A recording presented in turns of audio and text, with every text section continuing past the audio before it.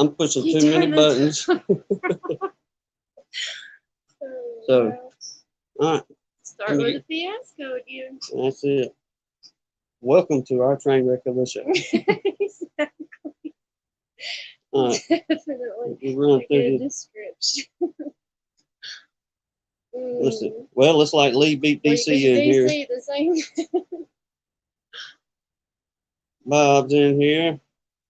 Mr. Mike Conley's in here. It's Mike Conley. Oh, I'm being respectful. he's still, That's but good. yes, sir. 76 okay, people. Hi, Sunflower. Mr. Todd. On my best, yes, sir. And Weir. Got some people in here. Evening, y'all. It's here. Okay, so to continue this train wreck of the show.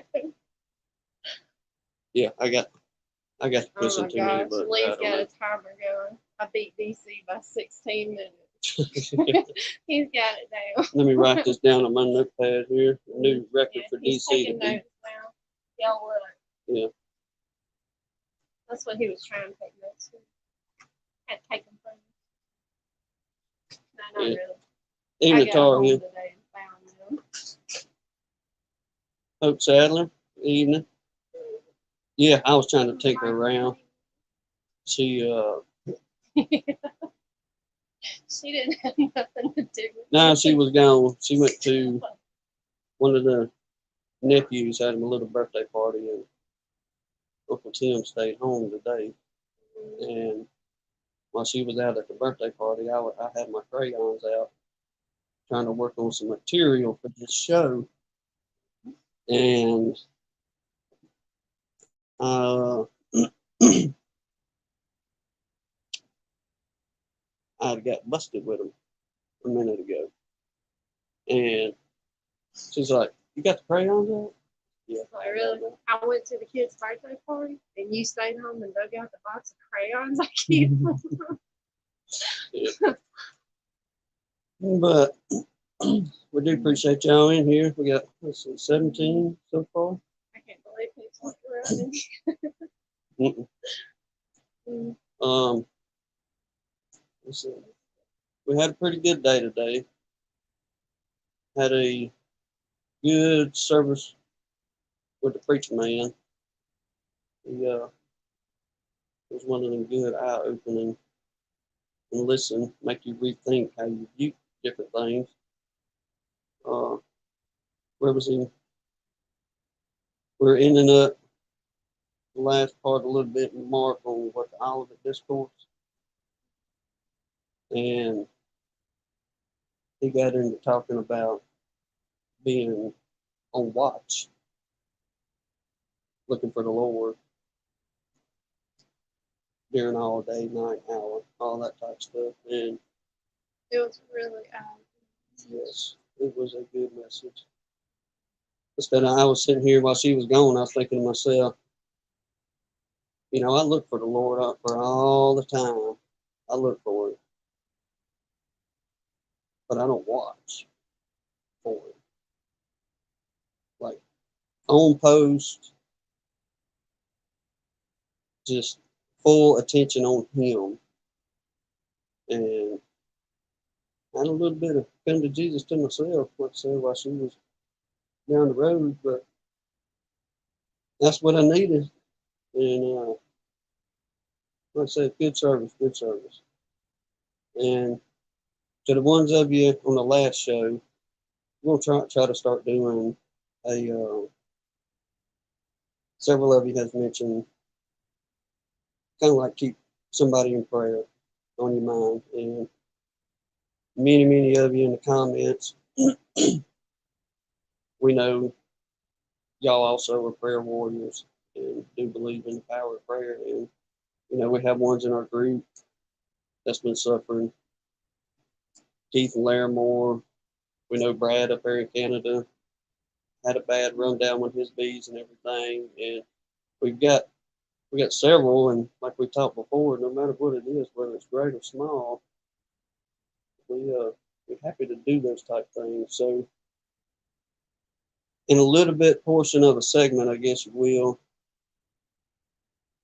if you have a prayer request and want us to know, y'all Please work. drop it in. Yes, put Or it. email us. You're free to do that too. That's it. Email us if you want to just do like an unspoken or somewhere along those type lines.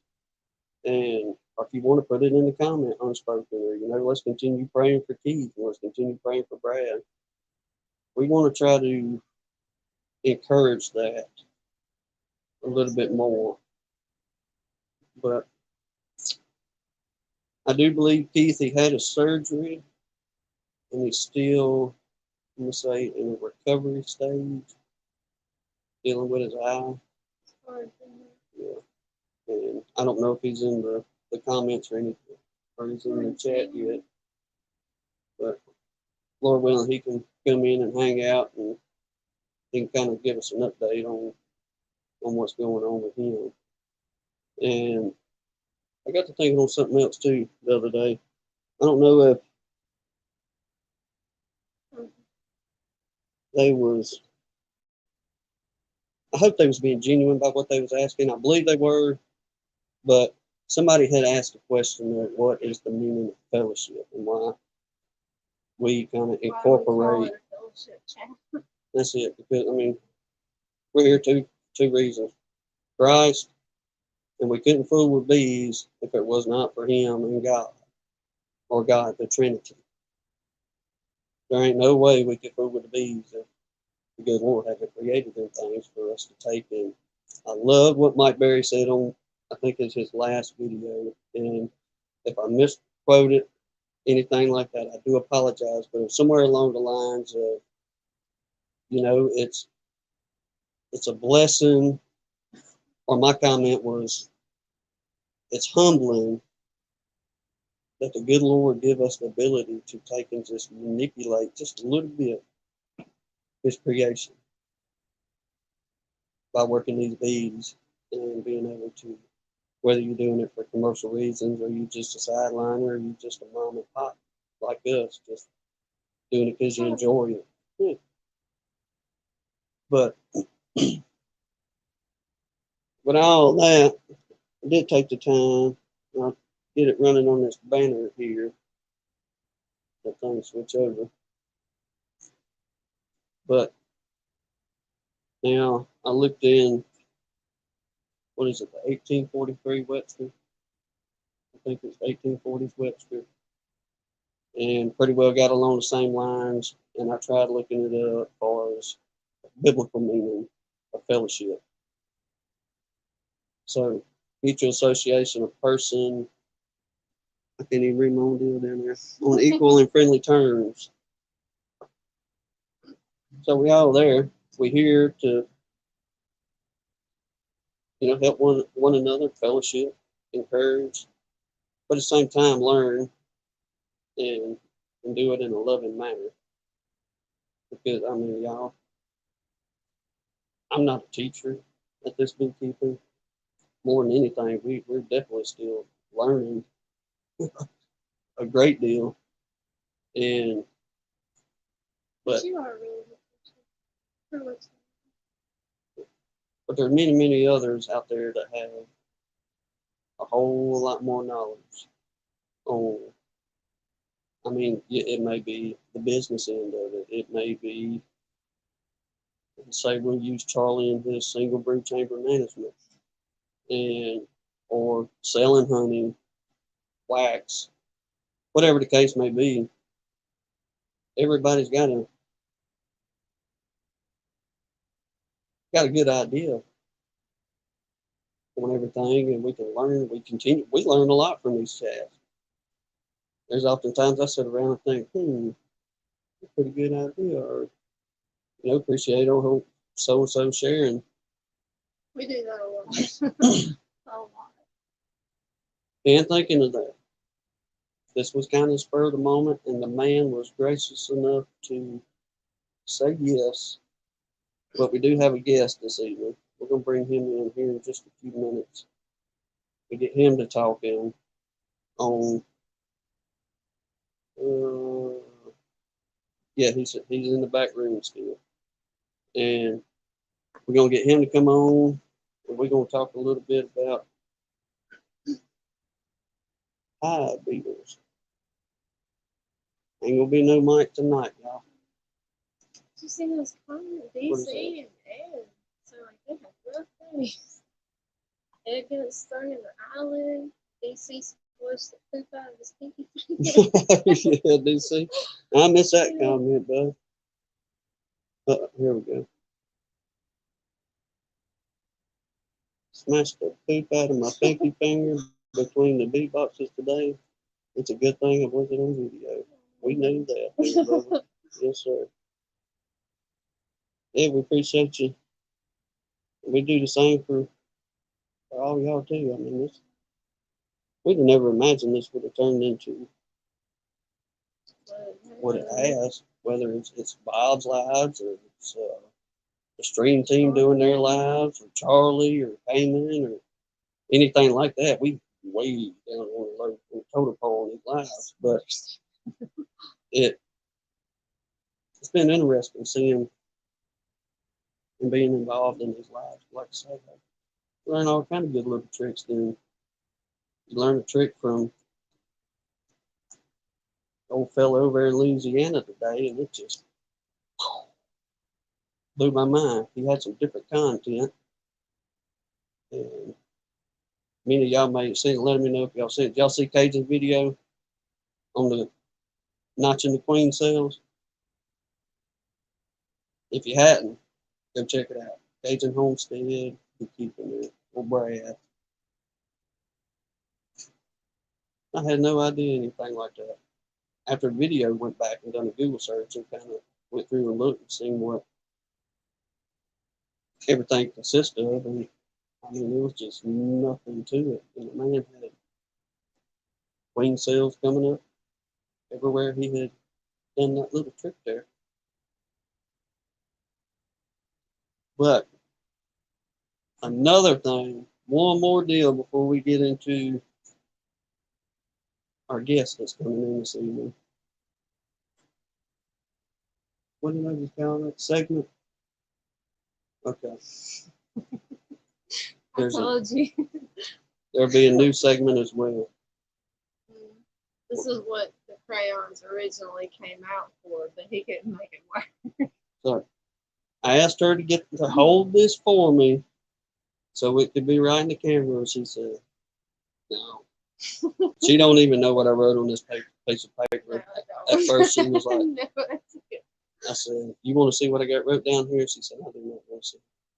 But our new segment, I'll get that right there. Right. Now, anyway, beekeeping news, people. I got me a list here of some This is beekeeping gonna be news in the interesting. beekeeping world. Tonight we'll start off with Lee at Kodiak Farms. The man was spotted, don't believe this, using an everything bee bag. Okay. You know you're bobbing. All right. DC had mentioned in one of the chats, I believe it's the last one, he got the tail tore up, about 20 or so bees. And now we find out the man smashed a poo-poo out of his finger. After all that. All right. Next one on the list. Dirt Rooster. He got him some pretty nice get up for his occasional lives. All right. Number 4 on the list. Mike Berry. Mr. Mike Berry is showing signs of hive removal syndrome. The man has been spotted multiple times doing these removals he don't do. So we're kind of thinking there's something may be going on. He may be moving into this new world of hive removal. Well, he's getting into this TV bit. All right. Dramatized. I've got some good stuff in here. Philip, RTX. He had great success with a dehydrator deal in his closet. Oh, is that what they said? I can barely read it, but that's what it says. Yeah. All right. That was number 5. I got about I've had success with what's that word? dehydrated. Homemade. Homemade dehydrated. All right. So congratulations, Phillips, on the new deal you got going on there. All right. Then ourselves here at Gunline, we have experienced hive beetle issues. Pretty heavy for the first time this year. It's been pretty laid back and easy up until the last. Well, when it started raining, when we couldn't get in anybody, and that's when the beetles really kind of took over and done their thing. Number 7 on my list, Cajun Homestead Beekeeping. The man is, well, I can't give it all away. He's making queen cells. If you hadn't watched the video, go watch it. Then you'll understand number 7 on the list. Now, y'all, Blaine in here? Texas? Yeah, he said he was listening. He's not really in the chat, Okay. but he's listening. Now, I don't know if some of y'all have paid attention, but from time to time, me and old Blaine chit chat back and forth about his talking bees he's got over there. Ain't nobody ever heard of it. This is a story. I wouldn't believe what I'm saying, but he had a buzzard come. Something happened. He got talking bees. We just took it and started cutting up, took it from there type thing. So today, if any of y'all missed out on his community post that he put out, he had put, I'm trying to read my I'm language. trying to read your language. It's kind of He's getting ready to pull his honey, or he's pulled his honey. So we had a frame that he had grown in. Like I said, the Texas Beekeeper. He scratched that out. Pretty cool looking. Go check it out. But back to the talking bees. I had messaged him in there and asked him about his talking bees. They said that they can now spell out the English language. And wait a minute, I couldn't write the rest of it down, so I can't tell you all of it. serious. She got me. That's it. Because she said we got to go live. You can't write it down. But No, I didn't tell you that. said at 7:59, then it went, or 6:59, it went to 7 o'clock. I didn't know you were trying to write. That's what I was doing. I was trying to write my quote down from Blaine. But anyway, something along the lines of his honeybees couldn't make all A's, they just made B's or something like that. Yeah. B and it's all these. It's like boy. It's pretty good. Wow. And last but not least, and this is breaking news, the buckwheat at Bob Walker's is coming up and it's doing good. You didn't break the news at the end. Yeah. Breaking news goes begin. No. You put it at the end. Let's break the advocate while you get everybody. But he was also heard talking about his hand crank uncapping.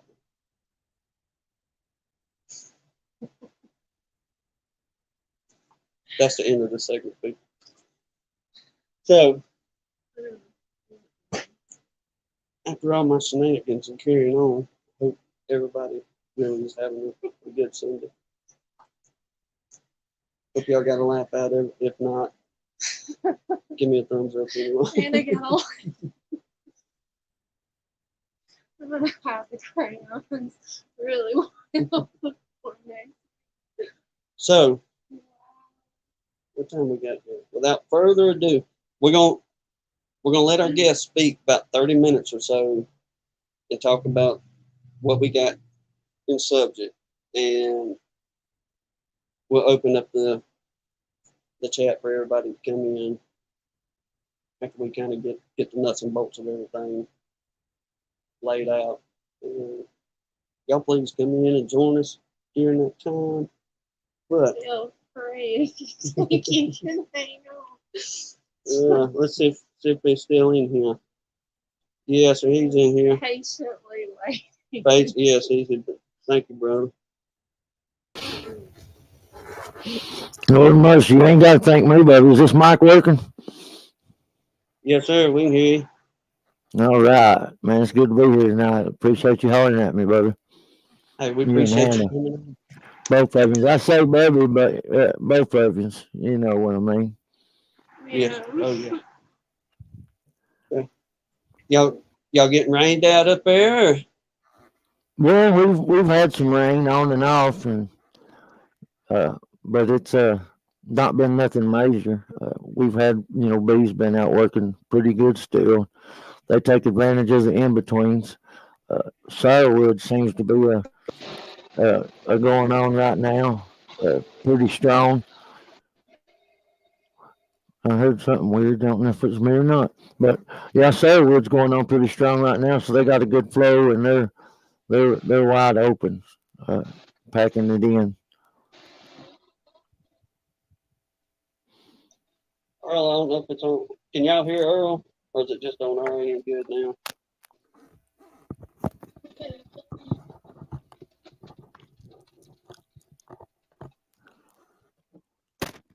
How about now?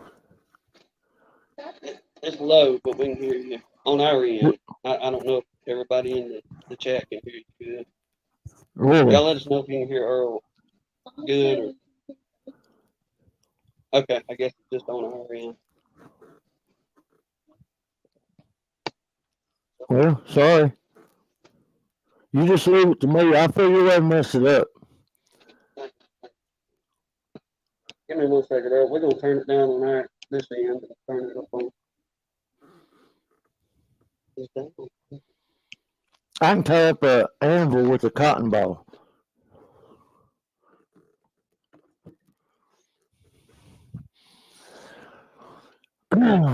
This is y'all stand by. We always got some technical difficulties. One more time, Earl. Let's see. Breaker 19, breaker 19. Is anybody there? It's Check, still low on my end. check 1 2. You are 1 2. If I can find this audio or something here.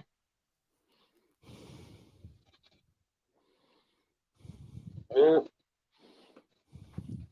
No, but if they can hear you, good. Well, you need to be able to hear me if we're going to conversate, right? It's got to be my phone or something. Man. You want me to try leaving and coming back?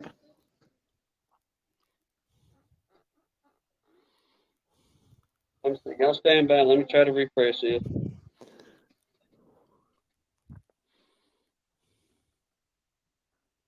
How about now? Can you hear me now? Breaker No, it's still 19. bad on mine for some reason. Check 1 2. Check 1 2. I'll tell you what, Earl, if you don't mind, just kind of, you'll get started on talking with the nematodes, and we'll come out and try to come back in, see if it'd be better on our end. If he's in there. Give me 1 minute, baby. Give me 1 minute. Right there. Hang on.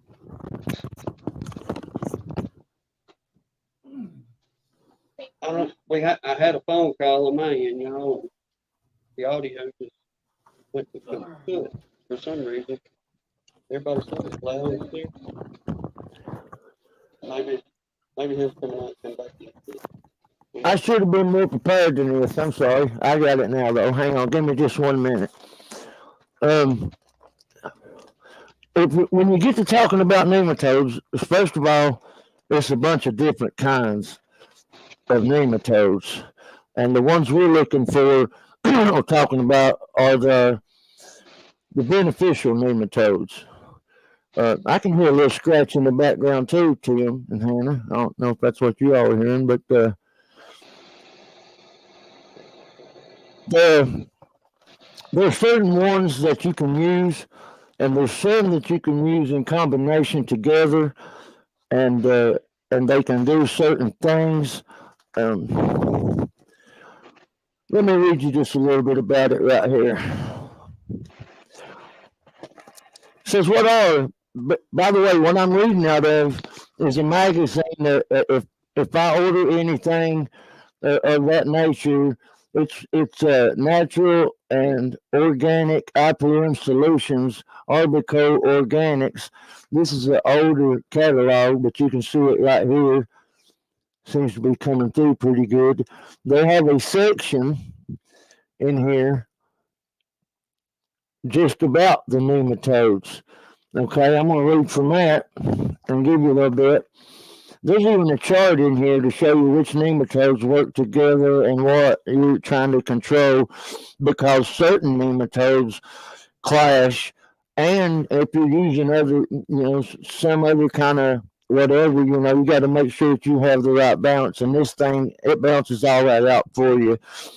Beneficial nematodes are live microscopic organisms, non-segmented roundworms that occur naturally in soil throughout the world.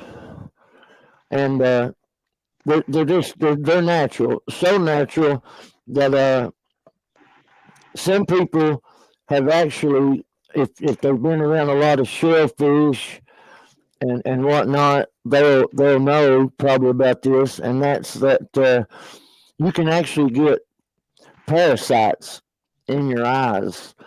And how I know about this is a buddy of mine a couple of weeks ago came up and he actually had this problem, and I had to look it up, and it was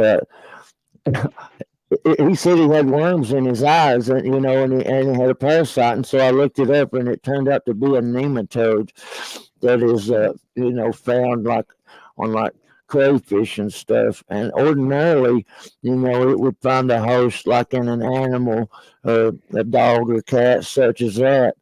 And in a human, it really don't know what to do. So where it would normally, go to the stomach or to the heart or whatever, just like rubbing it in his eye, didn't know where to go. So it just stayed there, and they were like eating his eyeball out. And he had to finally go and take ivermectin to kill him off, and he's still taking it, and he says he's doing better since he started taking that. But really freaked me out reading that there could be such a thing. And man, I don't want to go shrimping no more, and I used to love going shrimping. But it's all about washing your hands and staying clean, you know what I mean? But that's nematodes. They're a vicious little critter, and these things, man, they will work together to eat the larvae. That when those small hive maggots crawl down in the ground to pupate, that's when these guys will eat them and taking advantage of them. And I showed you all that other stuff. Let me kind of show you about this chart. And that chart right down there at the bottom, it's got its own little system. And like I said, it gives you a triangle, a circle, a star, or a square, and each one of them means something, and you use them to match out and find what it is that if I can see good enough, let me just let's see, hive beetles, for instance. There's a star and a circle, and so I go up here and find the star and the circle. That's going to be Nematodes, Steamer Rabrave. Yeah, I guess I said that right. I think that's it. That's the star one. And the yellow circle one, you hear more about it. I know I've heard this one named before. It's the Heterohabditis indica. Those two right there can be used together to fight the hive beetles. And there's one for, moths, scabs, cutworm, just all kinds of different things in here. And but I'm going to go out on a limb and tell you that I don't use these, even though that they're good. Dr. Jamie Ellis talks a lot about beneficial nematodes and their effectiveness, and I know they're good, but I use something a little different. and I order it from this very same catalog, and it's called a rose beetle, and rose beetles will feed on small soil dwelling pest larvae and eggs. Adults are a brown, black color, 3 to 4 millimeters long, and winged. They are predation in all stages and develop from egg to adult in about 21 days. And what these things do, man, is they're just, like it says, it's a vivacious, hungry bug. And mostly they're used for indoor projects. A lot of people growing indoors with tents and stuff like that or whatever. They'll use them indoors. They don't recommend that you use them outdoors in this catalog because of how some places, I guess, they could take over or whatever. But I've not seen that here. I've ordered 1,000 of them. I ordered 500 one time and 500 another time, and dispersed them out around my yard. I got the bee porch underneath it and stuff. And I see them now on my hives, and every now and then I'll bump into one and see it, and I know that they're there, and it tickles me to death to know they're there. And I want to do everything I can, to fight them beetles and the bad beetles. The thing is, rose beetles and the nematodes together won't work. The nematodes will eat the rose beetle eggs. Believe that? Well, I guess if it's after egg and larva, it's going to attack whatever. Yeah, it gets to the egg before it hatches. So, that's the thing. You got to watch what you're using together and then what combination. And so, good to see you too, Brother DC. It's good to hear from all of you. It's it's been tough. I ain't gonna lie, it's been tough. But yeah, I like the rose beetles. I like it. They're just so crazy predation, and I actually want them to let them go crazy. I want them starved to death. Don't you? You know what I'm saying? If there's a beetle larva in the ground anywhere pupating, I want them to get it, eat it, kill it, whatever it takes. I ain't got much on what pupates in the ground, what's good around here, for anything much. But I wouldn't have a problem at all with the thing. I mean, let me kind of just, if they wasn't an invasive little critter that come in and just destroy stuff, but if it's a native little critter that is from our region area, we'll just say type thing. And exactly, that's how I see it. They are native, and they're one of the only beetles they are the only beetle in the world. They can fold their wings in half and tuck them up under themselves. It's just a crazy thing they do, man. And I just really like them. And I ain't gonna lie. I first got acquainted with them, indoor uses, but they've really done me good outdoor too. And I'll do anything and everything I can do to keep my bees healthy. And if I think something's going to give them an edge, I'll try it. Turns out not all the time it don't always work. Somebody messaged me on that last video and said, "Am I not putting eucalyptus oil in my feed?" And absolutely not. No, you never ever want to ingest it. You don't want nothing you love to ingest it. It's good for it to soak in the wood.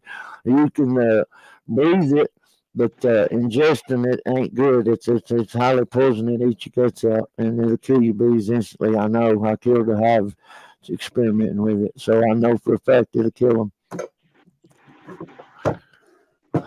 And then when I studied it real hard, I found out it killed me too if I ate it. And I'm like, well, it ain't no wonder. A lot of people don't realize that little honeybee shares 60% of our DNA. Mhm. We're only 40% away from them, the largest brain insect on the planet, and to me the most sophisticated, and so much so amazing that the Lord says the measure of the land is its milk and honey. Mhm. And he said John the Baptist come, he said he just eating honey and locust. That's all the Now man ate. I'm on board with that honey, but now he can keep them bugs. I ain't eating grasshoppers, y'all. I know what them grasshoppers, but no, sir, I can't do that. I'm gonna have to be really, really hungry to eat something like that. And if they maybe chocolate cover them right there and cut their heads off, and maybe suck that amber juice out of their mouth. You ever squeeze them when you're a little boy and see them spit that backer juice out? I'm like, you gotta get that out of them. That can't be good. Hey, check this out though. You better start reading on some of your flowers and things like that in these grocery stores because it is cricket meal that they putting into different packaging and stuff like that now. It So, ain't no doubt, baby. It ain't no doubt. hey, this slipped my mind. So, kind of while we're in between the nematodes, and we want to get you to get down a little bit on the peppermint and what you found, and if you can kind of talk, if you know if there's any actual research or if anybody's taken into thought what's come about, if you can touch on that. But on this part, ladies and gentlemen, if your youngin is around, bring them, show them this little video because it's awesome. It's got everything to do with beekeeping and it's got some good nature stuff in it. Many of y'all may already seen this, but I give you a second. Get your woman, get the kids, get your mama, everybody. Them women, they gonna love this. All right, I promise you that. She can vouch for it. It's a good, clean family video from Ashby Farms here on YouTube. And man, I ran across it the other day and I watched it. We was getting ready for work. And I come in, I told her, I said, look at this, right? You ain't gonna believe this right here. But all right, y'all. Y'all check this out real quick, then we'll come back and we'll get on the peppermint portion now.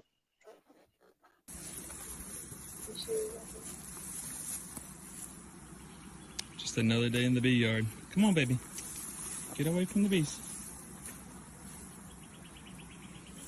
Just back here harvesting honey.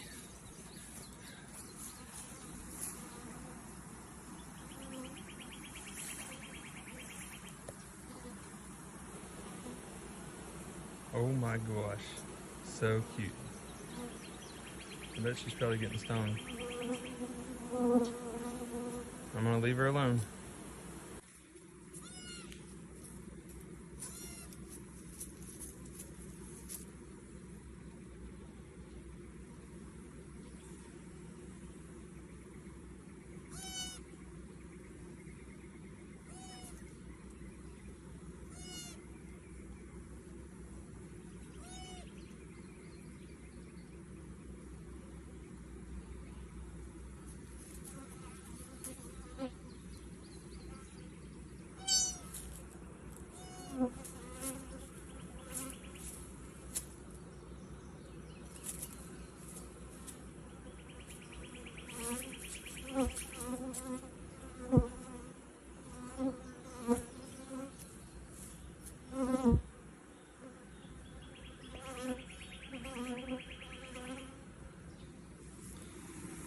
Just back here harvesting honey.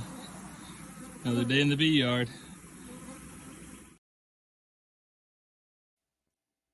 What y'all think about that? I That, mean,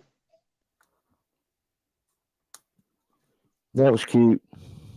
that's all right there. I mean, that would be something sitting out there fooling with your bees, and you have that little spotted fawn come up there and It didn't have enough sense to know it was getting stung. It didn't know what it was. Ow, ow, ow. I was born yesterday. I don't know what that is. It was cute. That's amazing to see God's creation, ain't it? Yeah, it is. So Even though we many like them on ways. the table, they are cute when they're little. I'll give them that. An old man calf be coming.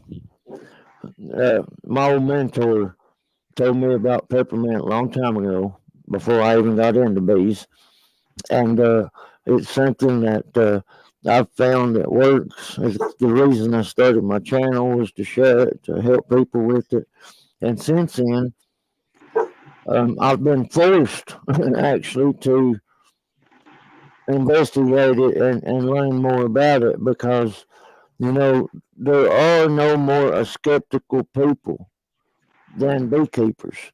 And why not? We love our bees.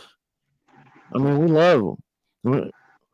And the ones of us that don't just love them, we're counting on them, for something. And need them. And just no matter what, to take a risk on something, to alter something, to change something is so scary to us. To us, because we're so close to them and we love them. To others, because $1 on a hive to you is man, and the most that's going to come up to could be $100. But if you've got 10,000 hives, that's $10,000. That's a lot of money, and 5,000 or whatever.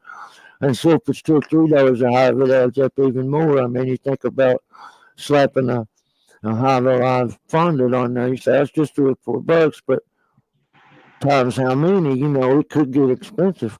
And so there's different ways of looking at it. But I run it through the mill. I have found that peppermint in almost any form will deter um, small hive beetles. And to debunk the guy that dropped a beetle in a jar of peppermints, and the guy that in the blazing sunlight um, laid a peppermint on a hive with a small hive beetle, you have to understand, number one, sunlight is probably that number one thing that beetle was concerned with and trying to get away from. And the peppermint, like I said, that's a deterrent. It will run them off. If they've got a choice, they will not stay around it. But if it's out here to be eaten or baked in the sun, or hide under something that stinks, they will crawl up and under it. But if you give them something else to crawl up and under, they'd rather have that. And we've seen that in Frank Moore's videos on what is Frank's channel right there? The lights. I'm drawing a blank right now, and I don't know why. He's probably laughing. Anyway, it's Frank Moore's channel. He's got a video on it, and he they go around and video. But the thing is, a peppermint hard candy has 20 parts per million of peppermint oil in it. 20 parts per million. That's minute, and that's what we're eating. When you put pure peppermint oil across those flame rests and in those corners, then that's a whole new ball game. If a bee so much as touches it before it soaks in, it'll kill them. And it might kill one or two or three until it soaks in and dries up. I've had to pick them up and throw them out. But you know what? You don't have to look for them small hive beetles.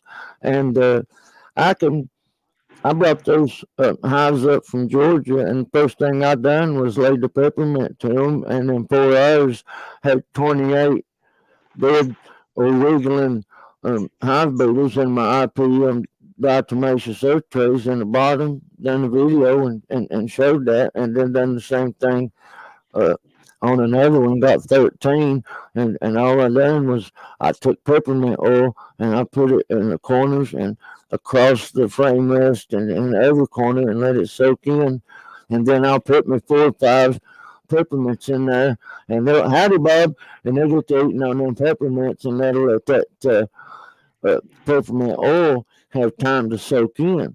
And for a while, I got to using that peppermint extract because it was easy to mix with water, and I thought, as it was soaking in faster, but it was also maintaining a water level to it that was causing some kind of moldy fungus to begin to grow. I noticed, so I backed away from that and quit it. Pure peppermint oil doesn't do that, and so pure peppermint oil in a dripper, and I'll put me a drop or two in the corners and just a drop in between the frame rest, and eucalyptus uh, oil. You can use it the same way. But I also use peppermint extract still though in my feed when I make my feed and stuff. For my sugar syrup, I put peppermint extract in it because it does mix better uh, than the oil does. The oil, if you quit mixing that oil and just leave it sit, he'll separate and go back to the top. Once you shake that extract up in it, it stays that way, emulsified, and you don't have to worry about it no more. And it's still good to put it in the like I put it in a little tray in my IPM tray. I'll put it in the middle. Like I take an empty tuna can, put it there, and I'll fill it up with uh,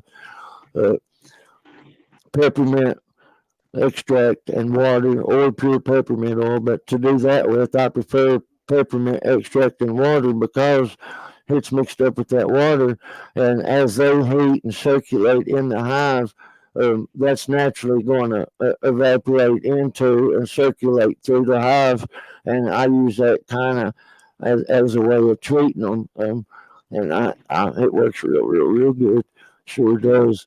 I like to do it just every now and then, just it does them so much benefits. The the intestinal benefits to the honeybee and to us is unreal and has been much reported and wrote about. If you want to Google research papers, that's a lot what I do. Also, um, on I'll type into Google research papers on, and there was a doctor out there at the University of California that had done research on peppermint, clove, and cinnamon, and said that all three were known to deter pest and um, it help the honeybee's gut system. Don't really understand how, but peppermint contains menthol and rosmarinic acid. Spearmint also contains menthol, but it's so weak that it's just barely there. Not very much, and so it's not the menthol in the spearmint. It's not as beneficial. It won't do near what the pure peppermint will with the 20 parts per million in that hard candy. And even in the plant, it's much more. Like I say, spearmint doesn't have as much menthol. And then the rosmarinic acid, I'm not 100% sure on that. I've not done any research on the rosmarinic acid itself. I'm sure it has to be some good things about it because peppermint is good for us and it's good for our digestive system. You have to research it and read about it. It's really what you need to do. I'm big on don't take my word for it. Always do your homework and always research it. And if somebody says, and Fred Dunn taught me this, if somebody says there's a paper on it, look that paper up and try to find out, because you can mistalk sometimes after people who really believe in what they're saying. But the facts are, and I've read both the papers on honey that was found in the King Tuts and in the ones that were found in the other place, and neither was neither had any edible honey in them. What they had was some stains that contained enough of the stain that they could tell that it was from the honey. So nobody was eating no 2,000-year-old honey. It wasn't there. But now there's people that will tell you it was, but go find those research papers, and I did, and so it done. And I let him know. I'm like, man, you're right.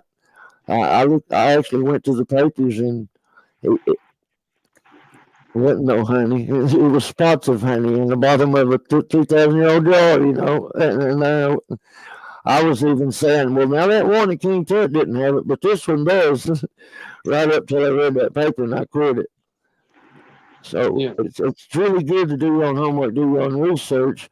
I call it due diligence, not trusting in man, because, Lord says put your faith in man, you're cursed. I don't want to.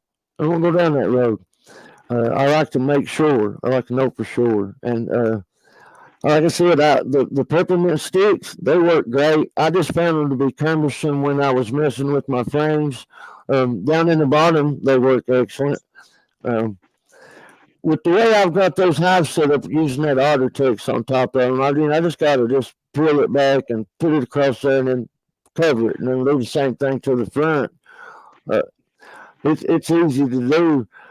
I don't even have to take whatever's above it off. I can just, slide it, unless it's a telescoping lid, then you got to remove that. But I'll take that top cover and just use it to hold it down and flip it over, and that'll give me kind of a straight edge, and I can do, the back and then the front, and then move on with minimum aggravation, and I can put my peppermints in at the same time.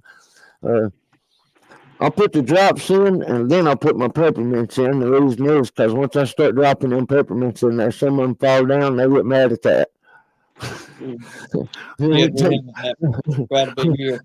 Yeah, ka-tink, and one or two come check on you, going, "Hey, you want to drop 11? We're gonna sting it." We'll say, man, with our experience so far, or through the last, I guess we're going on I guess it's gonna be the first full year now. Yeah, using the peppermint, because we started sometime back in March or so last year. Whenever we found out you had come out and was telling everybody to try this, and so we was to the point we done tried the old traps, we tried beetle barns, we made them from CD cases, diatomaceous earth, to, I mean, just a whole list of everything that you see. And granted, yeah, if you the best ones that we've seen that work pretty good was maybe the oil traps. But if you don't deal with them a whole bunch, yeah, probably your oil trap would be your best bet for us actually catching them and getting them dead and all that. But I'm going to be honest. Once we seen that peppermint was working and it kept the beetles out, I threw everything away. I threw the oil trap away. I threw the barns away.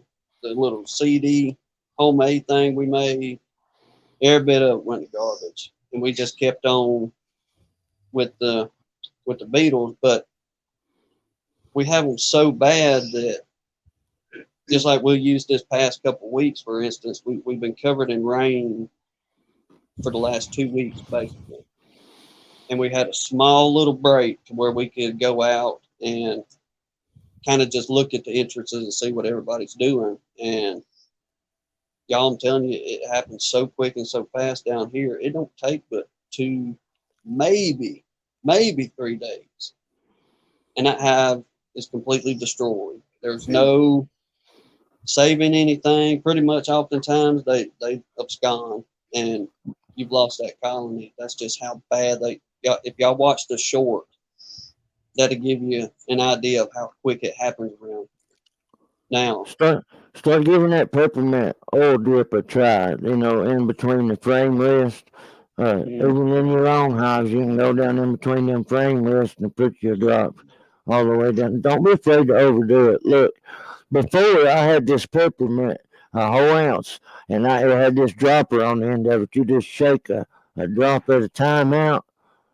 And I was in my hive right there. I said 1, 2, boom, and the lid came off in almost half a bottle. Blah blah blah.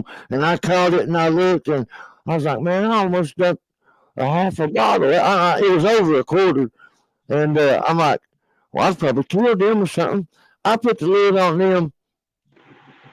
They didn't do nothing. They didn't act like I done anything to them. They didn't bleed. They wouldn't come out and get mad at me. They didn't do nothing. It was like it didn't happen. And I'm like, well, man, if I can dump half ounce on you of pure peppermint oil, and actually, it went down the back lid or back box, because I'm dumping it across the frame rest. I'm not up here in the middle. I'm in the back, dumping it across the frame rest when that thing breaks loose in the middle. And right there, just a half ounce pours all over the back and down in it. And so, ain't no wiping that up. But nothing I could do. And, tear up, cry, say a prayer, cut the lid, walk away, come back and go, what do you mean they just loved it, Lord?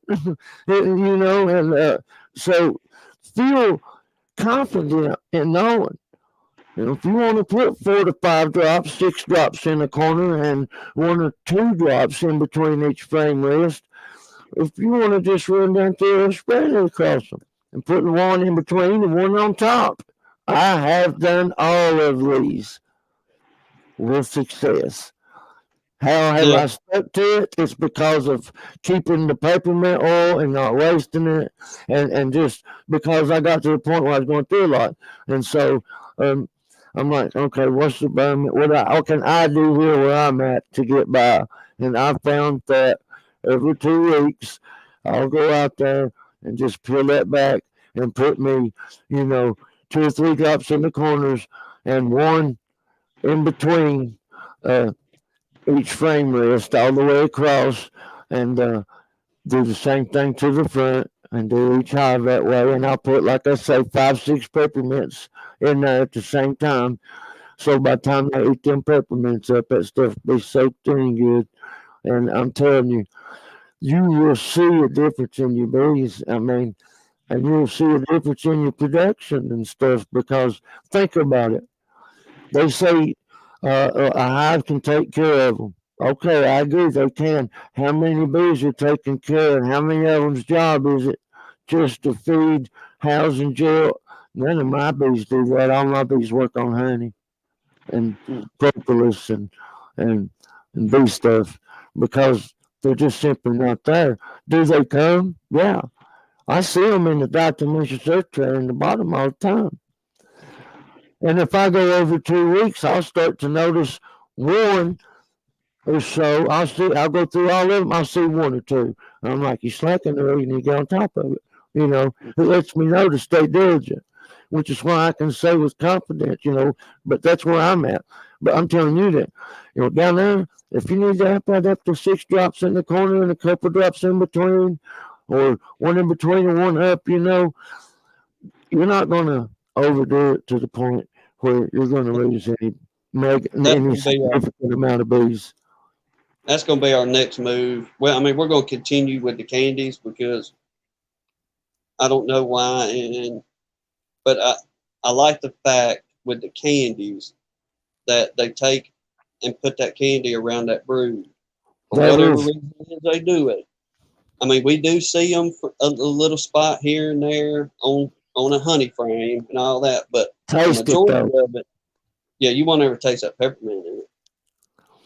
But for whatever reason, around that brood chamber, I don't know. Now, yeah, we're going to step it up and get the oil just for those extended days, because, we average 5 to 6 feet of rain a year.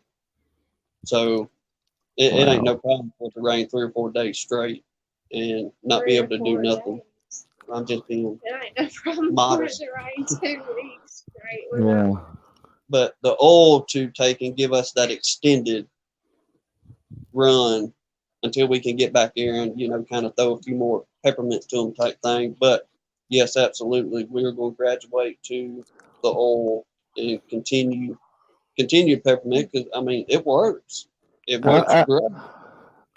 I had people, telling me, actually writing in and going, have you used oil? And finally I was like, no, I don't try it. And I started using it. And so, I've give you pretty much everything that that I can tell you about it. It just works so good about keeping them healthy.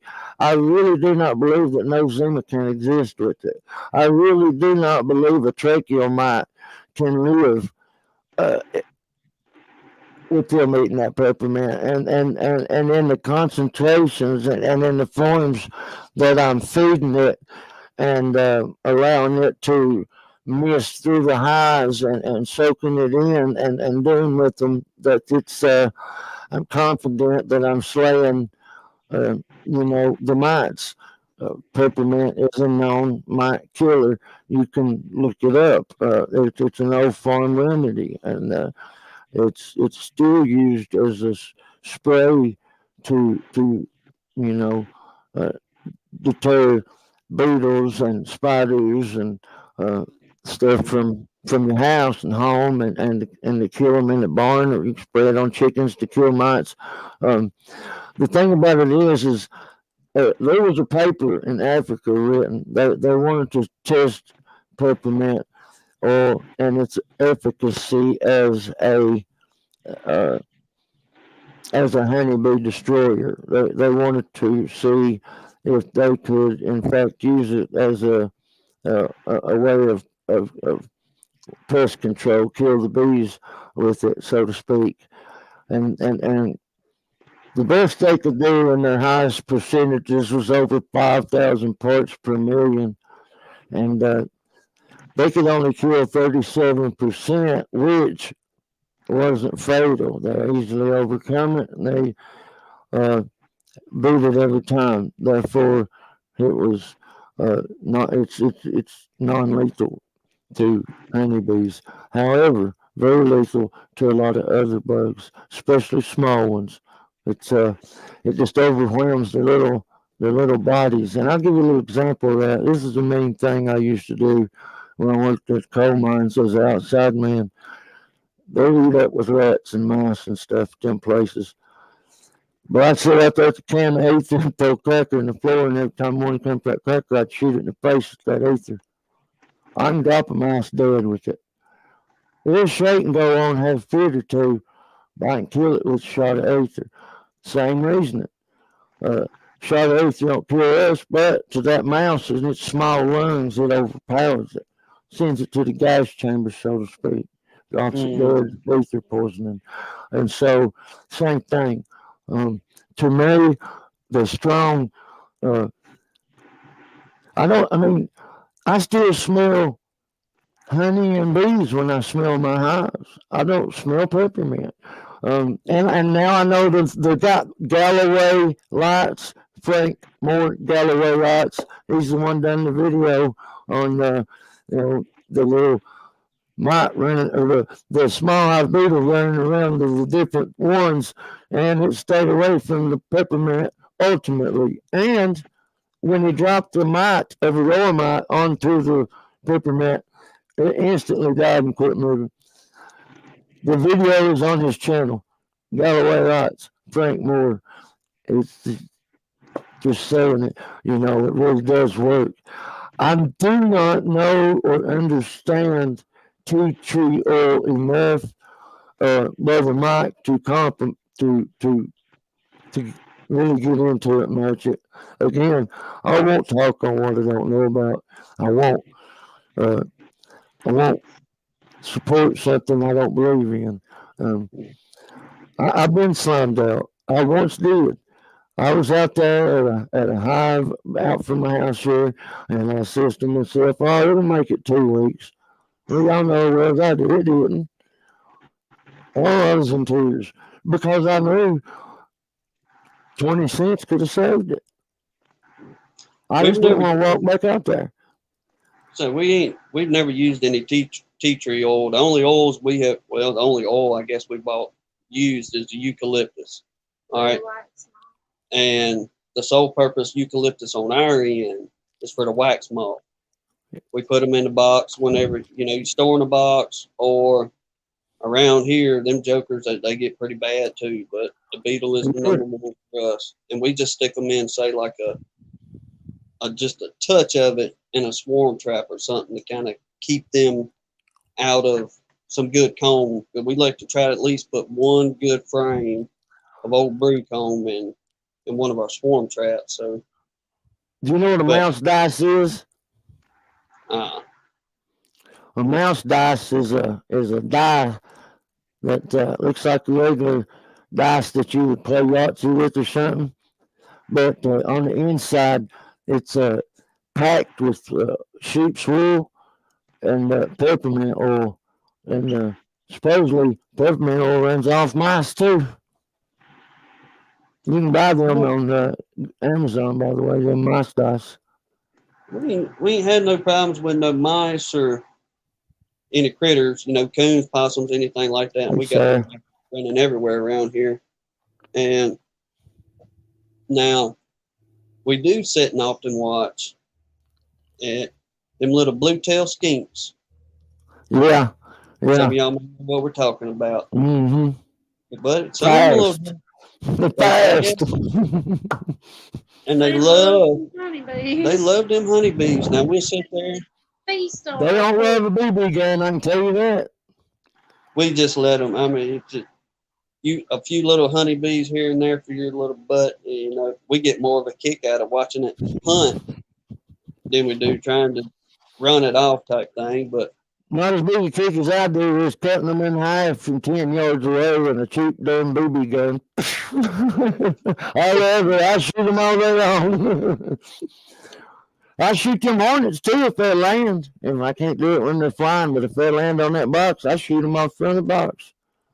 now I'd shoot them hornets, no problem. We got them Europeans and them bald face around here, but we haven't had any hive issues as far as them trying to get in and bother the bees. They Quit pretty much teasing my dog.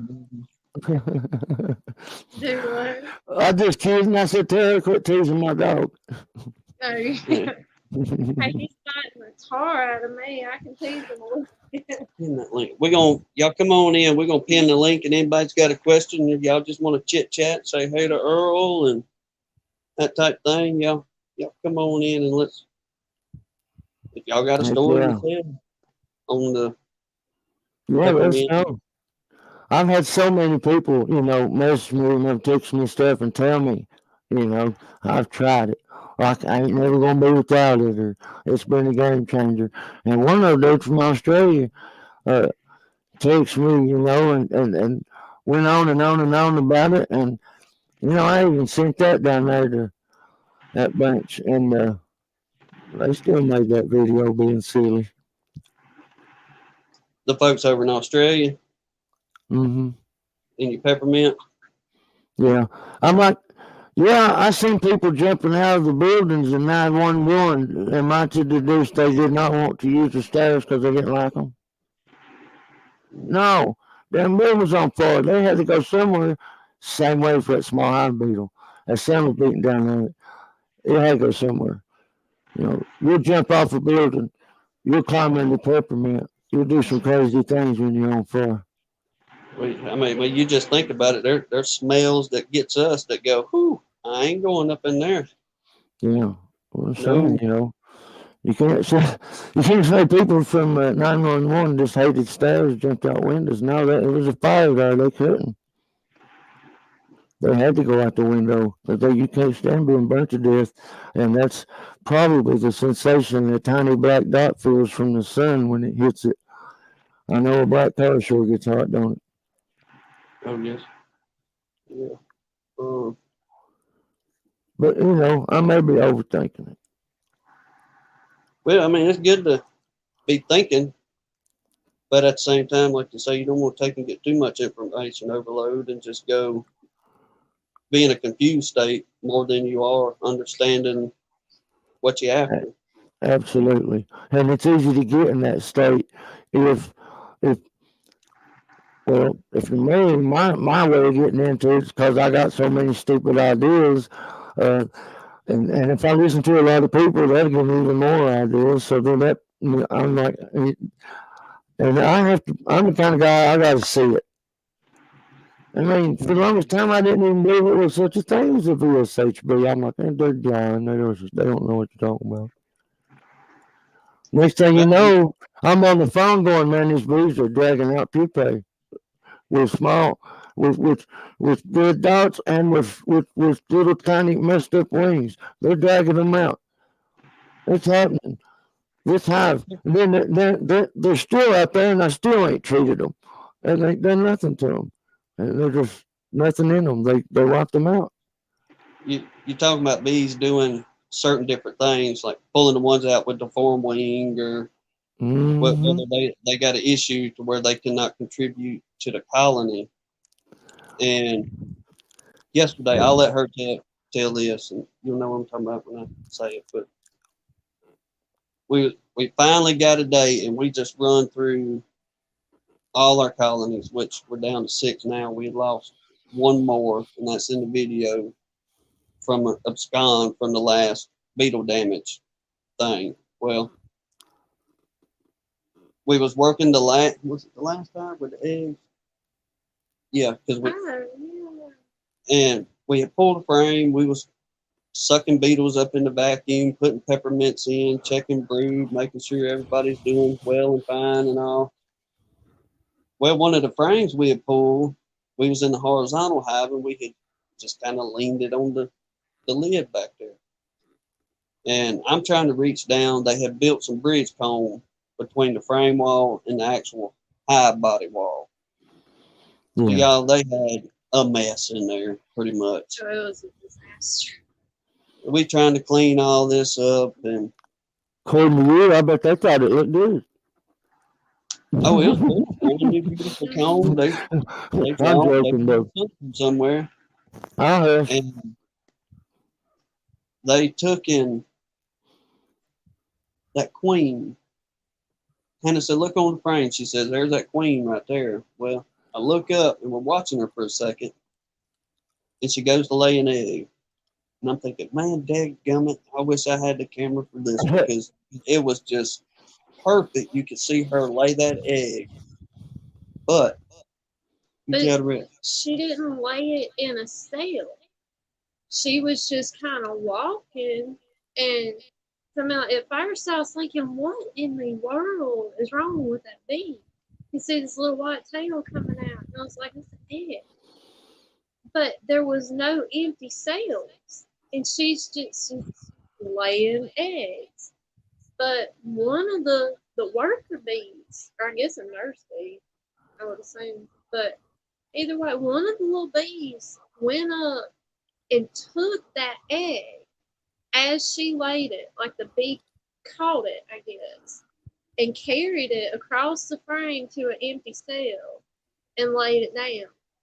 It was the only one I saw do that. That queen walking around on top of everything. I saw her lay or produce 2 more eggs. 2 more, yeah. But like she just let them fall. And she never even stopped walking. Just let the eggs fall out. I've never seen something. You know, if we could all just agree that they communicate uh, with with with with precision, then why would it not be possible for one to go over and say, "Hey, I got 3 empty spots over here, and the pattern's off. Will you throw me 3 out right there, and I'll pack them over?" You know, I mean, maybe they do that. I don't understand. They look at each other, and their little antennas are doing stuff, and they got their postures are doing stuff. They're doing body language, they're doing antenna language, and they're doing chemical transfer, sound, and all these things. And they can do so much more in the way of understanding than we can with information. And it just makes me wonder if they don't just flat say what they want, do what. Look, there is a thing on YouTube. You need to look it up. It's a honeybee video where they did an experiment. This little bee, it flies to this dish, and in the middle of the dish is a divot, and they got a ball on top of it because they put some nectar in that divot, and he's got to move the ball to get to the honey. She flies in. It takes her a little bit. She figures it out. As soon as she moves it, the ball rolls away because it's the way it's built. She starts getting the honey, flies away, comes back, ball's in the way again. Just pushes the ball out of the way, gets a drink, flies away. Crazy thing. they know this bee was marked. 3 more bees come. Each bee pushes the ball where it gets the nectar and leaves. Hey, Houston's in here. Houston, chill. What's up, brother Houston? That's crazy. Egg up in the next box. I had no idea the bees would move the egg. Yeah, hang on. I'm firm believer them nurse bees and them worker bees, they know what they need, they know what they want. And if the queen was making up her mind to be the one to swarm and stuff all the time, then how come they gotta make her lose weight? Well, I got. Can you hear me now again? Yeah. Okay. Yes, sir. Man, it was pretty cool because as she's telling me, watch what she's doing. Yeah, you could see that little old egg just come out of her backside right there. And It was unreal. like she said, the nurse bee, worker bee, whichever one it was, Yeah. took and just kind of moved that egg. Then she's like, when she laid the other two, that's when we could see, I guess, like Houston's talking about, Them bees come they up and got the grab egg. them. 'Cause And she moved. Man, she got so many eggs, she can't quit laying. She's trying to get to another spot. They're just still coming out. I don't know. Maybe the bees are saying, hey, since it's you, we'll use it. I like to believe they asked for it. I like to believe they're talking. It was really cool. Yeah, it was good. I mean, That had to be amazing. I wish you would have got it on camera. That would have been really cool to see. But I mean, I had bulky gloves on me. You know, but honeybees are a lot like the night sky. You know, the more you observe it, the more you see it, the more there's a lot of things out there you'd think this. No, it can't be, but yeah, it happens all the time. We just don't see it. You know, and I wonder that about honeybees a lot, and that's what's inspired me to build this new thing I built. I can't wait to show y'all. Y'all give me about 2 or 3 weeks before I check it out, but I don't know. It might be too late to do it then. Well, hopefully we won't have to wait till next year, but I believe you'll be seeing it this year. It'll be pretty cool. it just, like you say, there's probably hundreds of things that whatever got to be that them bees do that we have no idea what in the world they do. They leave us dumbfounded, like we They do know. me. They do me. But I know that.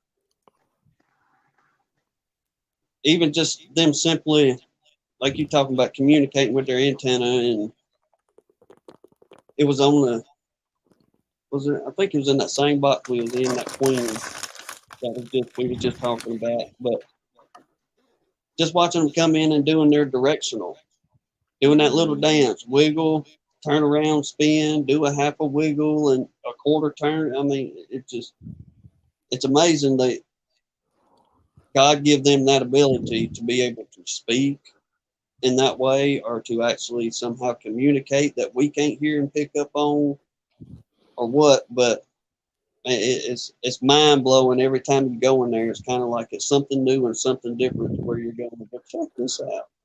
I'll pop a side off of that flow hive and look at them, and just watching them doing their regular work is amazing enough.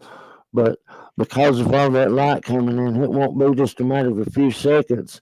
I call it the donut march, because there'll be 40, 50 bees or 20 or 30 ever. I mean, I don't know, but they'll just come and they'll start laying like a hurricane down. They'll go round and round in circles where I've got that. I mean, it won't be a perfect circle.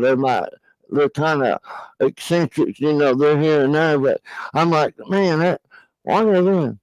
What's that mean? Well, I don't, you know, there's so much I wish I knew.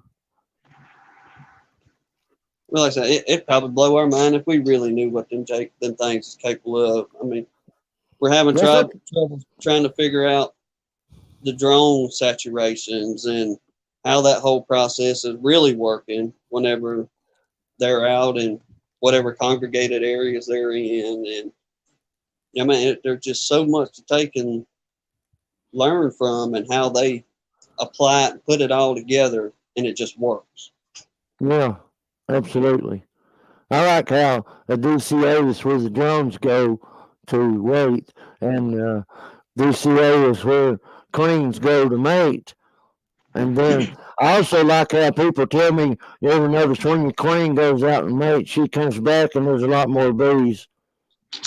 What the heck were they doing at the DCA? Ain't that where they would have been?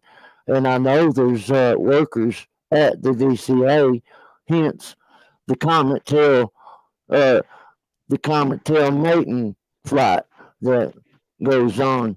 Uh, so, you know, is that they saying that's all drones? I mean, maybe it is then, but but they say when they come back, you got a lot more bees. Where'd they come from? Where was they at?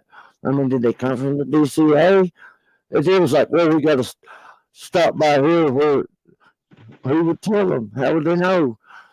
It just amazes me. And there's things going on we don't fully know and understand yet, and I love that about the bees. Well, and them queens, they'll go, what, a good mile or so on a mating flight? Yep. Some say more. I don't know. Some say more. But you can just figure, just say 1 mile. That's a long way. You got your feral colonies in between, and whoever may have a colony or two back behind their house where they're going. It'd be cool if you could just take and put some kind of little camera on them drones and let it run the life cycle of that drone and see whenever he goes out for his flight. All right, where y'all going to, and what y'all getting in? I'm sure there's college kids out there working on it. I seen them putting stuff on drones. They couldn't see the actual bee, but they was monitoring it, and they could see where the bee was going and stuff. So they are doing stuff like that, and I'm sure later on we'll learn more about it. Hi to Minnesota, Mike. Good to see you, bro. But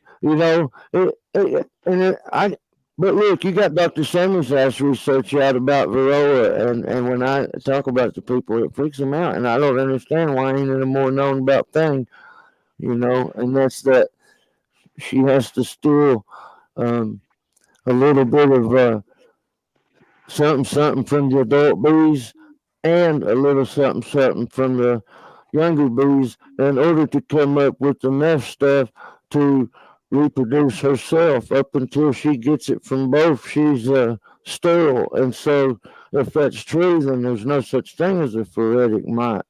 It's being parasitic on the bee and inside the cell at the same time. For phoretic means to wander about aimlessly, and they're not doing it aimlessly. They're targeting adult bees. They have to get the necessary proteins for the egg yolk precursors so that they can reproduce through a process that Dr. Sammy calls kleptomitosis. Is that the fella down in Florida? No, that's the little dude that discovered that they wasn't eating the hemolymph, that they was actually eating from the fat bodies, which makes sense. That's where all those egg yolk precursors are. Okay. Well, I'm glad you got on here to kind of explain a lot of that for us. And yeah, when she comes out, she's sterile. She can't do nothing, and only the adult female is going to live outside that cell. Any that ain't adult, they die. Males, they all die as soon as the cells opened up. Immediately, she has to go to the adults to get that egg yolk precursor.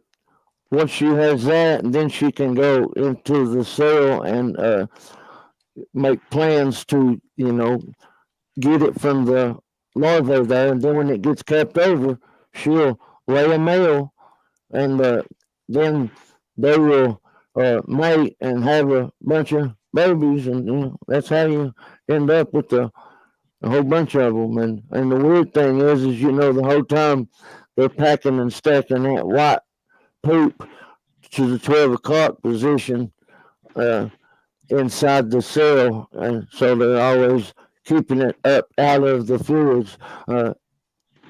And when you can look in and you can see that sometimes you can, some people will mistake it for, they'll be like, oh, I got a drone layer. No, you got a bunch of real poop. It's just hard to see sometimes. And I understand that because I'm blind as a bat. I got to have magnifying glasses and magnifying glasses in front of my glasses, and I still can't really see as good as I'd like to sometimes. That's one of the things that we're having trouble with, is taking and seeing through them veils a lot more clearer. I mean, we're having to basically get in direct sunlight, or we were talking not too long ago of buying some of them, I guess you call it like a tactical flashlight that shines 3 miles down the road. Something you can get a good beam in the daytime and run down through that frame when you're actually taking your time and doing good, thorough inspection. See if she's laying, looking at her pattern. Is she putting out too many drones? You know, the whole process of making sure that hive is going to be good and healthy whenever you close the lid up on that thing.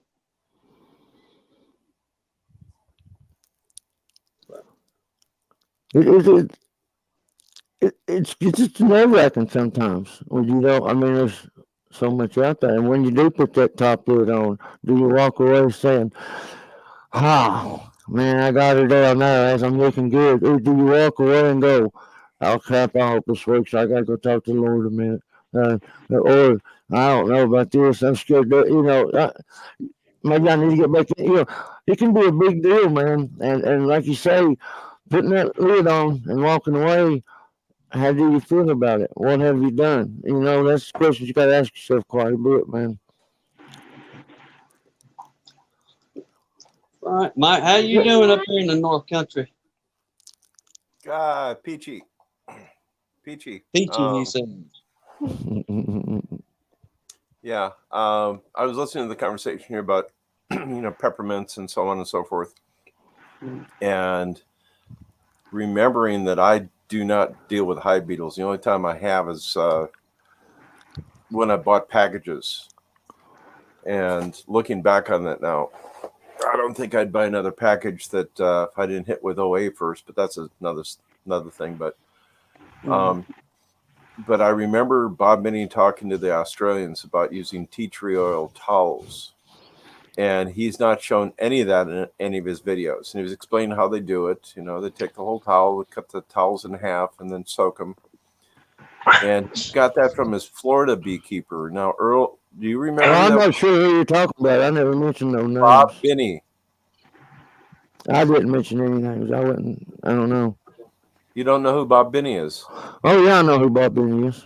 Yeah, he was I've talking. been down there. I've met him a few times. Okay. No, I think it was his queen breeder down in Florida that was messing with those things, and he was using them on a regular basis. But hey, Mark, it just got me thinking that, the way that you guys have been seeing how the peppermint candies are working, I almost wonder if giving a run on peppermint oil and glycerin and making the towels like we do OA towels.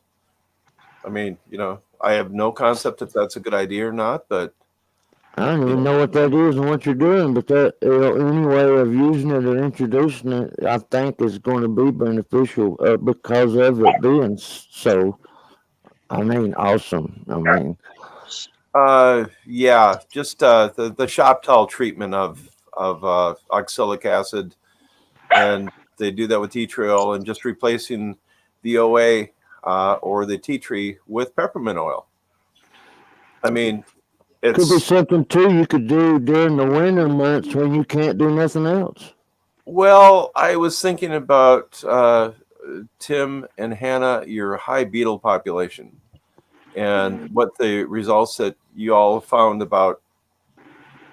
I wonder if you could combine the two. Actually, that's a really interesting concept there. Mixing tea tree oil and peppermint, or you could do one shop towel of one and one shop towel with another. I don't know. You talking about just taking that shop towel and placing it at the entrance and letting them walk over it? No, you put them in the frames. Houston in- uses it. Houston uses tea tree oil in his peppermint mixes and stuff, but I just don't know enough about it. But now Houston could probably tell you some more about it. Okay, so are you guys familiar with how they make the oxalic acid glycerin towels? No, I'm No. not. We're not.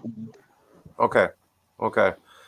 I mean, feel free to explain, please. So, Yeah. Okay.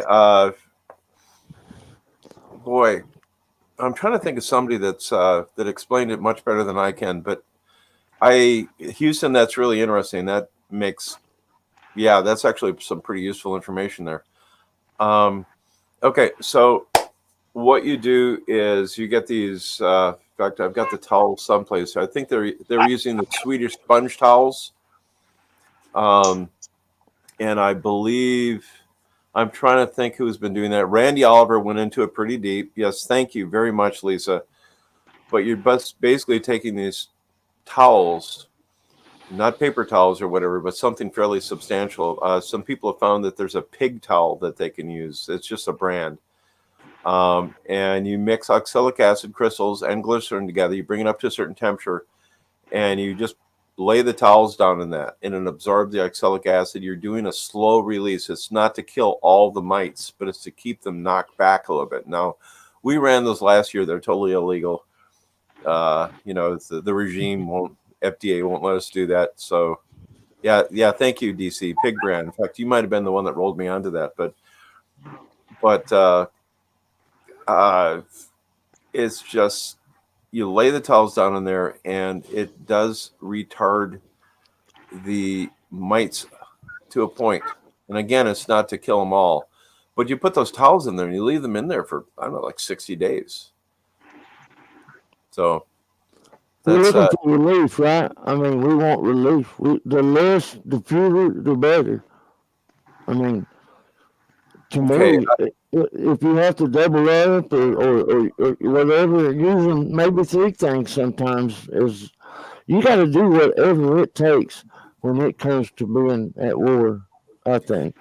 Yeah. Okay. So there have been a couple of very substantial beekeepers that I'm aware of that are in my state here, and they're using them. They're like, no, screw this crap. So they just make them and put them in there. And the only thing that you have to worry about, you got to be really careful with, is that when you're mixing the oxalic acid and the glycerin together, you bring it up to a certain temperature. Heaven help you if you don't do it in a glass container. Why is that? Well, my friend decided to do it in a stainless steel, like a hotel, tray. He said, "Yeah, that'll foam right over and get you good." So, but yeah, you just take them out. I'm trying to. Dick Brickner, Nathan from Duck River Honey was down there, and he was kind of showing how he does it. I think Dick does it a little bit rougher. I found that if I take like the ceramic interior of a crock pot, the ones you can remove, that gives you a lot more depth and a lot more room. So if you have a really big one, Houston says there ain't a place to use it. Yeah, and then you can keep them for quite some time. If you make a bunch of them, you can put them in a Ziploc bag, and they will stay for you. Yeah, we mentioned the illegal part right when we got started, didn't we? Okay, I'm really having a hard time understanding. You're so muffled and overmodulated. I apologize. Me? Yeah. Oh, that probably sucks. Sorry for that. Well, I don't have the best hearing either, so. Did that help? Gotta bear with me there. So, but anyways. Yeah, that sounded good. Does that help? I don't want to be yelling at people. I hate when people do that to me. You don't sound near as muffled now. Yeah, okay. Just Mike. Wonderful. Thank you. Thank you. Yeah, but you're just raging on this peppermint. And I'm like, wait a minute, let's combine the two technologies or the two methodologies here. Why not?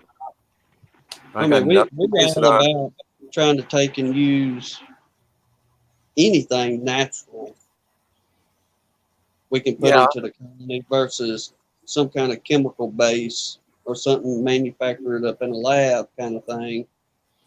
I mean, Well, if yeah, them old timers knew how to do it. I was Yeah. chewing on some formic acid and oxalic acid today. I was just chewing away on it.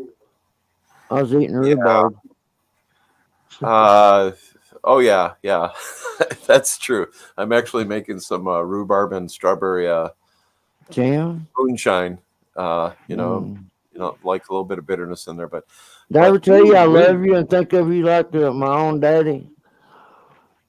What about your daddy? Yeah, I think you was a daddy, and I really love you. I still didn't understand. I'm so sorry. Send me a bottle of that shine, you big dummy. Something about the shine. Oh, okay. No, and what's funny is, what do you say, Michael Tim? said he loves you as a daddy. Send him some of that moonshine. Okay.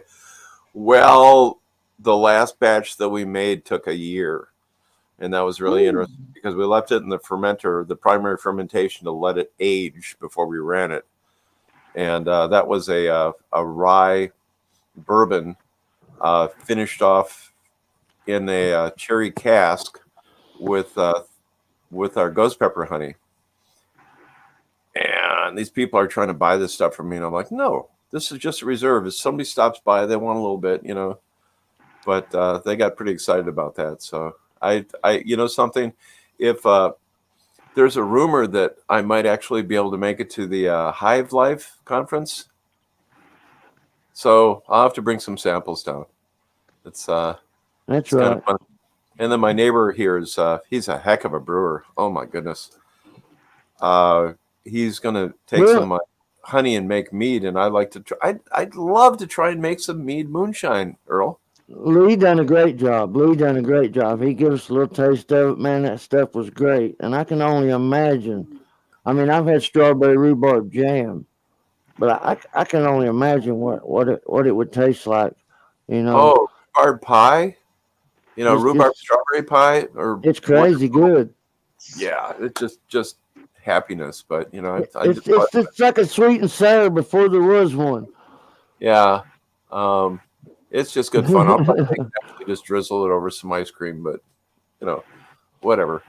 So, meanwhile, back at the ranch, I just had to throw that at you guys because this is, as far as I know, this is the first time anybody's ever talked about using the shop towel and peppermint. So I'm just kind of combining what you're messing with there, Earl.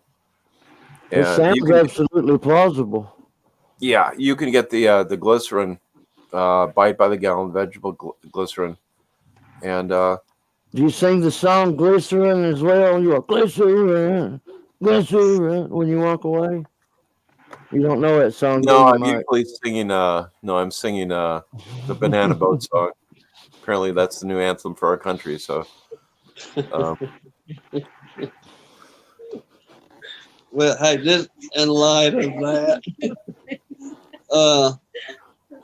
y'all was touching that subject of mead a second ago. yeah. Y'all, it's been many years since I had taken a drink of alcohol. I'm Mm-hmm. gonna say but just about 7 years. 7-8 years. And a family friend passed away last year, and the man, he was like a daddy to me.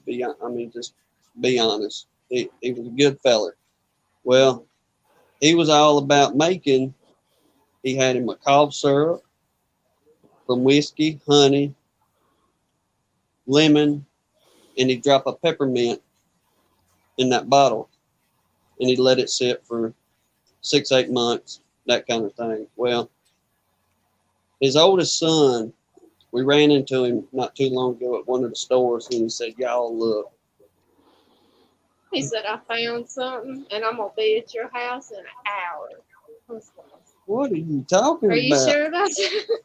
He said, "Well," he said, "I was going through Daddy's whiskey cabinet, and I come up on the honey, the lemon, and his cough syrup that he had." He said, "But behind that, I forgot I had given him a bottle of mead about 7-8 years ago." And he said, "Daddy just had that old bottle of mead stuck behind that cough syrup, and he never touched it." Yeah. He said, I pulled that thing out and I could not believe that Daddy hadn't, made his concoction or anything like that with it. And he said, y'all, that's when he come in. He said, I'll be at y'all's house in an hour. It wasn't no time. He comes whooping in the driveway, big old smile on his face as he rolled he the done window been down. sampling that on the way over there. I told him, I said, Dan, I said, brother, I'm going to be honest with you. I ain't drinking almost 10 years. I said, it And may come right smelling back it, up. like literally, it might knock you on your Oh yeah. butt. Oh yeah. Woo, yes, sir. Like, It was Lord, have loud. mercy, dude. And But he it was finally, good. he said, quit being a sissy and take a drink of that stuff and tell me what you think. Yeah. Brother, I turned it up and I took a good little old sip of it and I handed it back to him and I was waiting for that burn and just, reflux in your throat from alcohol. Not a nothing. That stuff was so smooth and so It good. I've was- never had a drink like that. It was dangerous. Oh, one of those things. Yeah. No, I got you, Hannah.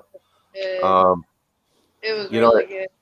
It's funny you should mention that because one of the guys that he's a moonshine connoisseur or whatever from northern Minnesota. And he says, the funny thing is about this rye bourbon, he said, I can't really taste the alcohol. And that's when I told him, I'd put 3.5 ounces in a quart of the ghost pepper honey. And, maybe that hides it. Now, I also sent my neighbor here to Lee's channel to take a look at the way he makes mead. So apparently He's his mead is technical. legendary. So, Lee is very technical with it. yeah. And I got to appreciate that. So, but there was something else I was going to ask you guys. So with your hives you've got going on there, do you ever do any frame equalizations throughout the year? A little bit.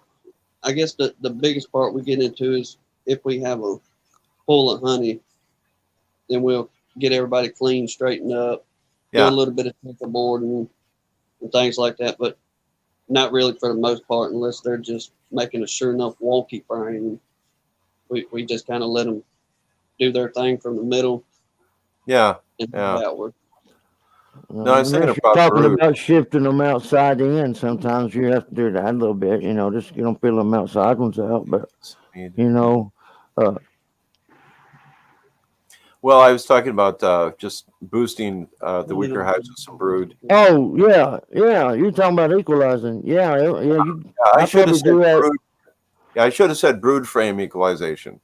Usually Because spring and then before fall, I want to make sure before the honey flow I got them equalized out, and before going into winter you got them equalized out. So those are probably the 2 times I would do it and do it. Well, that got me thinking about yours. Houston just chimed in. He does that. And I think I've gotten to the point where I just keep doing it throughout the year. If I've got, one that's a little bit weaker. If I thought they needed it, I would, Mike. Yes, sir. Yeah. So, sometimes the queen, like we had one hive here that was just so weak. She had a beautiful pattern too. It was just like this tight thing, but it was on one frame.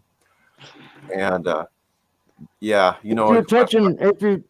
touching base on VSH, I've done that too. I've mixed VSH frames with hives that weren't, in order to teach the other hive how to be VSH, and I've been working with that, and me and another guy's doing it, and we're having real good success with it. And anecdotally, all signs point to awesome. Yeah, but I was thinking about your hives there, Tim and Hannah, that were having trouble keeping up with the beetles. And I thought, maybe if you can boost those populations up, so that bees can fight them off a little bit more. So that's where that's coming from. There are 2 of our strongest colonies. Yeah, like really, she's saying, 2 of the strongest ones. I really wish I'd have videoed me taking all that apart to give y'all a little better visual. Like the short one, it was pretty nasty, but Y'all, it literally does not just take but a couple It's a matter of days. days. I'll tell There, you guys this, and then I'm gonna have to go. Um, but I know a guy that lives close to a peach orchard, and the small hive beetles are going out in that peach orchard and laying in peaches and going through full cycles and flying out. And so, no matter what he does to keep them out of his ground, no matter what he does to keep them out of his hives, every time they ever hatch out from that orchard, he gets bombarded, and it's just pure heavy heck, as he describes it. And this he really don't know what to do or how to fight that. Or, I mean, to me, I think he's going to have help with orchard people, but why should they care? you know, I don't know. I mean, you'd think they would, but it's a real thing. And Dr. Jamie Ellis even proved that they, without a honeybee hive, they can, reproduce in, certain fruits and vegetables and things. And so, yeah, the peach tree dilemma he's having is just because somewhere close to him is, every time they have that hatch out, he gets that bombardment. And so it's rough. That is really interesting. I didn't know that one. Yeah, yes, sir. This is 48 strips But, pest long way. brother, I appreciate y'all having me on, and I hate to find out that I done on that yakking that I was muffled and loud and everything.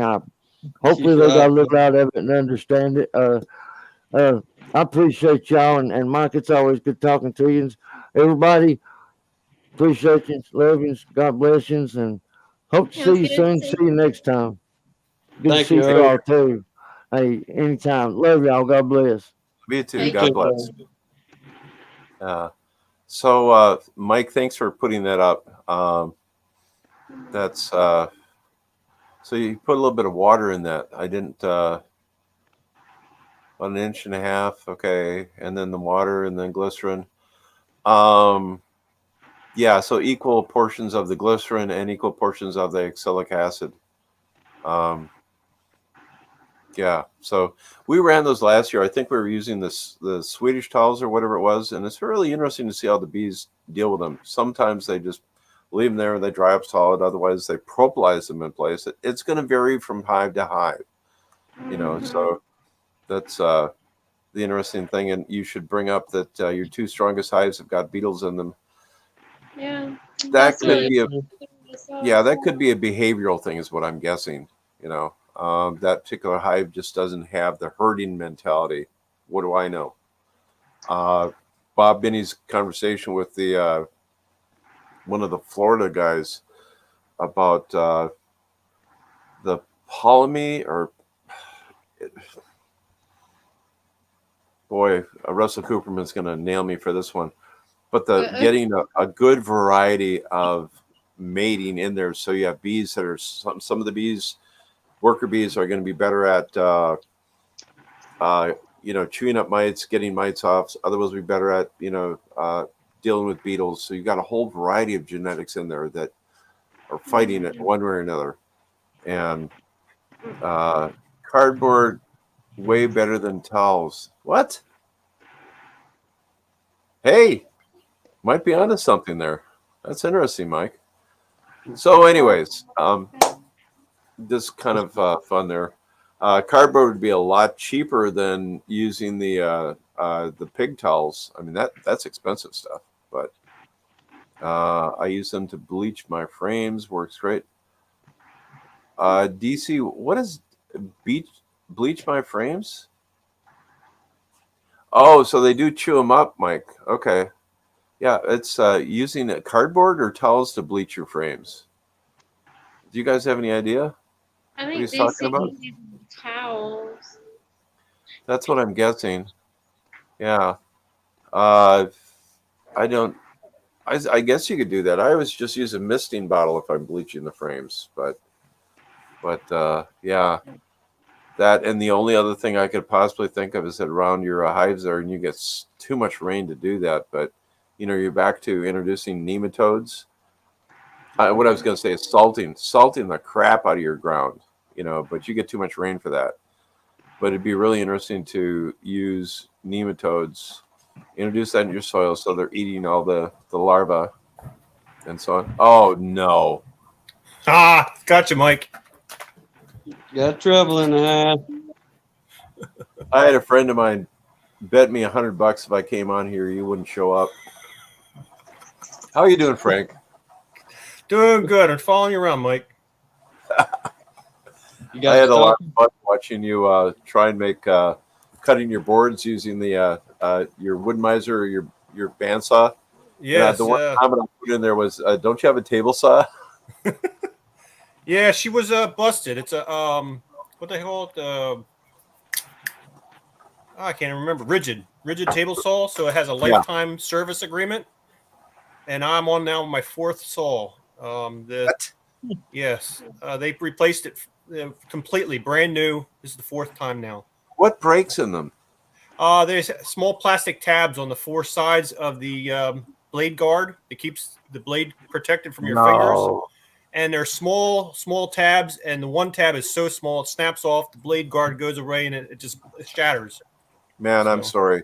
No, in all honesty, though, Frank, we actually use that that big butt wood miser to cut boards too. So we just lay them out, measure them up, drop. So yeah, yours is the one that you had to re-straighten it out last year with a bent arm. Yeah, that got dicey. You're hard on your equipment. Yeah, absolutely. I swear to goodness that Vince could break an anvil from overuse. So what actually does it when you like get a knot that jams up, or I'm trying to remember what he did that bent that. I can't remember if that was the turning arm that bent. I think that's probably what it was. I know that one of the logs that he had put on there was like 3.5 feet in diameter, like some hardwood and trying to turn that. And usually when that happens, I'll go over there and give him a hand, and we're doing it manually too, as well as. Oh, you're manually turning with those little log turners? No, this is full hydraulics, but when a log is that big, I like to get on there and give him a hand. Yeah, and torque it a little bit. Because some of those things, we had one log that was so massive. We had one log that was so big, it was like 4 or 5 feet in diameter. And Vince wanted that log. So they drilled down in it and packed it full of black powder. And 4th of July, they blew that thing. So you can play with the splinters. Yeah. Oh, wow. Lord. That was so funny. It's like, I heard it go off, and I knew what he was doing. Now, did he like squirt? Did he squirt in order so to go a certain way, or? No. Vince can read grains. It's kind of frightening. 81-year-old man. This guy looks at the log and goes, "That's where the seam is going to be." So he drilled down certain sections and then packed it full of black powder. And the doggone log actually just perfectly split. Yeah, it's pretty crazy. But no, I'm sorry you're having that problem there. But it's it's one of those things. A quick little announcement here, because I got to give Matt a little grief. We're having some beekeepers coming up here on Wednesday, and invited him, and he made an appointment that morning, so he's not coming up. But that'll be kind of fun. We're going to have 2 of the Hives for Heroes guy, and then the legendary Russell Cooperman that never comes on live to anything. He was the guy that he won the creamed honey for the Hive Alive thing. He made lemon creamed honey, and the judges, they gave him nobody won the blue ribbon. He didn't fill the form out right, so they gave him 2nd place, but he was the 1st place winner. They give him some crap about it. He said, "Yeah, I guess I should have probably read the instructions." Technicality. Yeah. So that'll be kind of fun to have up there, and so on and so forth. So, but just a little bit of good fun there. But yeah, I heard you talking about those beetles, and I just had to come on and brain skip. So it'll be really interesting to see what you find out about that. We're going to research a little more on that tea tree, and I got Houston's number. I may try to give him a shout and see just kind of pick his brain on what he's done up there. Yeah, I think the tea tree, if I remember right, it was for mites. That's why Bob Binney was talking to the guys in Australia, because they have never dealt with mites before. So that was for mites. It was the shop towels and the peppermint that got me thinking of you guys, just combining the two. And by the way, as far as I know, nobody else is doing it, so you guys would be a first. So I'll just throw that up in there, and you can dance with it. Well, I mean, anything's worth a shot. Ain't that truth? For I'll put what the we peppermint deal oil with. on there, and I'll put the tea tree oil on there. I mean, anything to keep them out, kill them safely. Yeah. That's the biggest thing. But Uh, yeah, so the colonies can grow. And don't get me wrong, whenever they go and start getting it, they can do it, but they're still battling keeping that beetle out of there. You know, Yeah. and I just got to go back to, I know your conditions, I know everything there, but I'd sure like to see you take those hives and put them in full sunlight someplace. And I apologize because I know your conditions. You know, Yeah. so that's I mean, we do them where they get as much sunlight as possible, but there's just so many trees around us. It's They get about, let's say, about 5 hours between 10 or so till, yeah, around 2, 3. somewhere. Then once you start getting beyond 3 and 3:30, it's the western sun is well beyond the wood line. no, I completely get that. That's prior to 83, you actually literally couldn't see the sky here. And then we had some tornado went through and took a bunch of stuff down. But no, you're dealing with full-time shade. I don't know. Now, Mike, isn't that something you can counteract with like UV light or something like that, and blare it in the entrance? Get rid of this sun issue. That is so funny you should mention that, because somebody gave this to me as a joke. It's one of these Oh yeah, UV ones, and yeah, it's not going to go in for me, but yeah, turn around the back. Well, here's the thing. I think that I'm guessing that the sunlight has more to do with, and I got nothing to base this on. I mean, absolutely nothing. I'm guessing it has more to do with the heat in the hive. And maybe that's keeping the beetles down. And also might be killing the larva that's in the ground that comes up. I don't know why full sunlight is better. I've never seen anybody get into it full force. And I'm sure somebody in the audience here will figure that one out. Best, I still use the Be Gone pads. Dandelions around peppermint. Huh. Okay. That's really interesting. So like DC does with that tarp that he has completely around his hives, maybe doing just as good as having the full sun. Yeah. Okay. So that's blocking the ground so that the larvae, when they drop, they can't get the ground. So that might be something else you guys will look at. Just getting tar paper roofing. We tried that with shingles. Like we put actual roofing That's shingles. right. You did something like that. Yeah. But I think you have to cover that whole area really good. Otherwise, I mean, I got nothing to base that on. I really Our land don't. papers, and it works good for about a month and a half or 2 months, maybe. Then the way the Okay. land papers, it just washes right back down. Which, I mean, it holds the land, but it builds back up with another layer of sand, dirt, basically. So you would just have to continue to pile keep shingles. piling and that kind of stuff. And So you almost have to do like a raised bed so that it can't be washed away. pretty Oh, much, that's right. Yeah. I don't know. Tim, do you have enough hives that you can do like a control group that you can try these different methods and see what really is truly working and what's not? yeah. I mean, we got 6 out there we could tinker with to do, say, just the peppermint candy. Then you could do peppermint candy and peppermint oil. Then Like 2 of each, and then just so you have maybe a fair shot of proving one works or not. Well, try the tea tree oils and different whatever it might be. We up for anything. Well, I think the tea tree oil was for mites. Mites. Okay. Yeah, not for the hive beetles. So that's what I remember Bob Binney discussing. He never mentioned hive beetles. You can do if you do a search, it's a fascinating look because they're trying to explain to these Australians what we've dealt with, or what he's dealt with over 40 years, dealing with mites.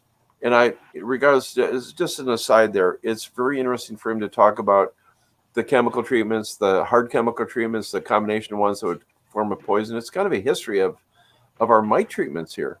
And it's a fascinating conversation. Limestone, I put several hundred foot down around my property. Oh, yeah. Are you talking about a wash? Making a wash path?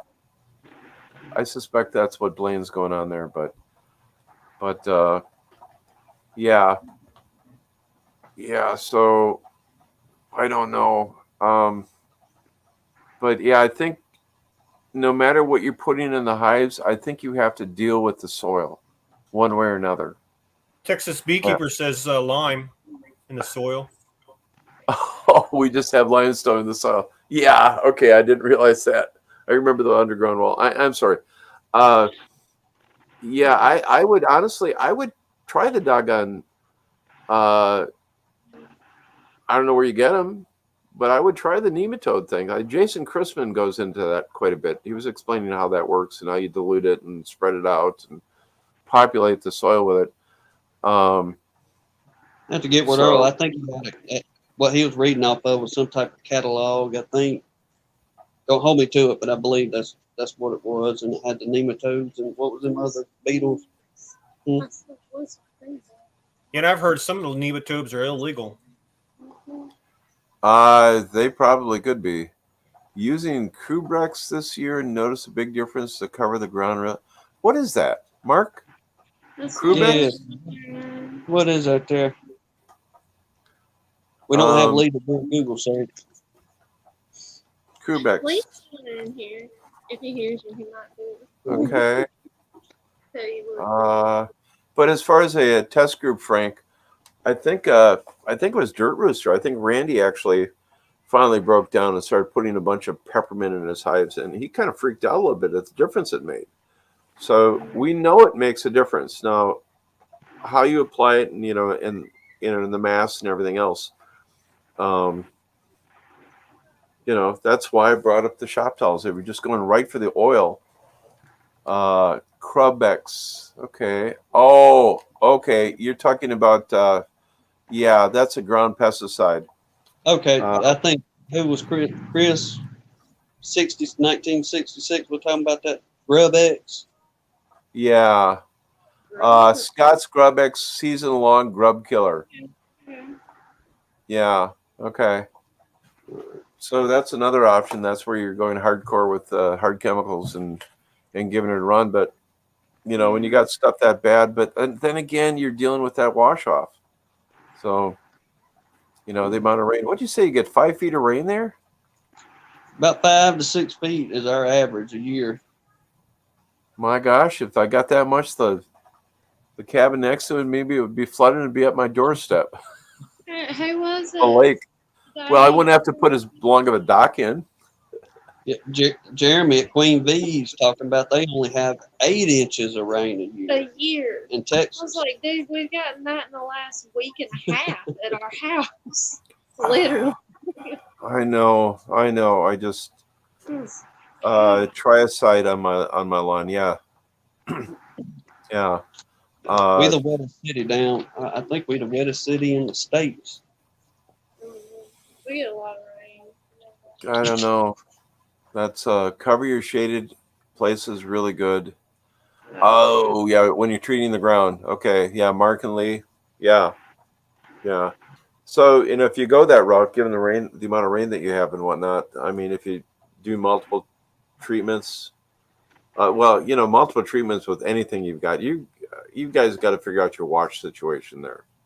So you're not getting that rinse. Yeah. Russell We Cooper got a good plan. We know what works. Now we just got to narrow down what's going to be the best method of use. Yeah. Yeah. But I'd still like to see you kill the grubs before they get up there. I'd love to get something in the ground taken. Something. I mean, honestly, even with the amount of rain you get there,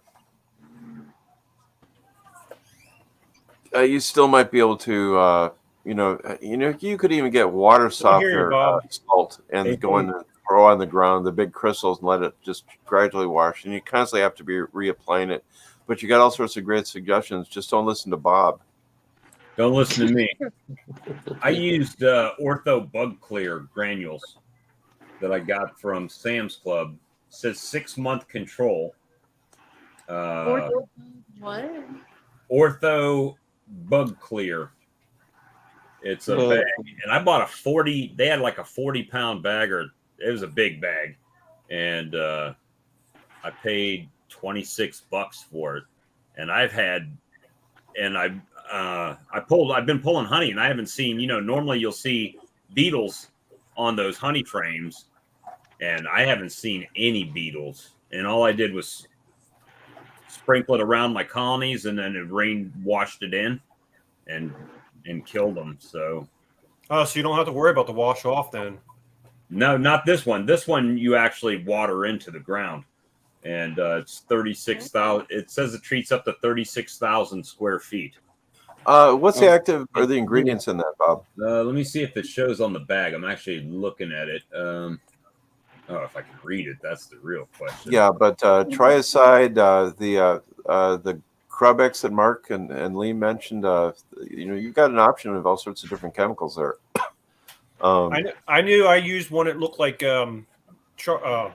food, basically. You sprinkle on the ground. It says washed it in. My neighbor didn't wash it in, and my ducks, when it ate it, thought it was food, and they died. So I think that's part of the reason why you wash it in, to make sure nobody thinks it's food. Let's see if I can find out what's in it. Yeah, I'm sorry to hear that, Frank. You have to watch the chickens. Learning experience. Yeah, because that's the sad truth. Only 6 of them. Looks like they have it already pre-mixed as well, that you can buy in a like a spray bottle you put on your hose and just water it around. But I use granules. Is what I use.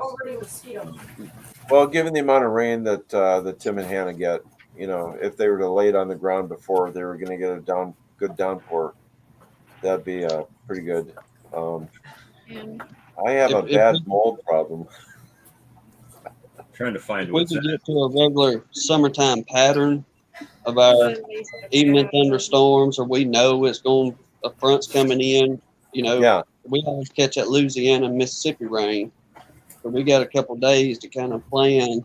Okay, it's going to get rough over here. It's just going to. There you go. It says it's got the active ingredients are bifenthrin and zeta cypermethrin 2. Oh, that's what's in Coca-Cola. Probably. I don't know. You asked what was in it. I'm just telling you. No, thank you. Mike, was that a Texas Beekeeper joke? Yeah, let's run with that. Okay. Oh, yeah. Michael Buck. I've used Grand Star 40% permethrin. Yeah, actually, I've used permethrin around I use that on what I Gold have Star. my beehives on, like cinder blocks or pallets or stands. I spray that around all the legs. It does a pretty good job of keeping the ants from getting up in there. But 5 raccoons came in the yard. I have a chipmunk problem, and I've got a mole problem. We all got problems. Yeah, I got moles around here too. Yeah. And coyotes, right, Bob? And coyotes and deer and raccoons and possums. Yeah.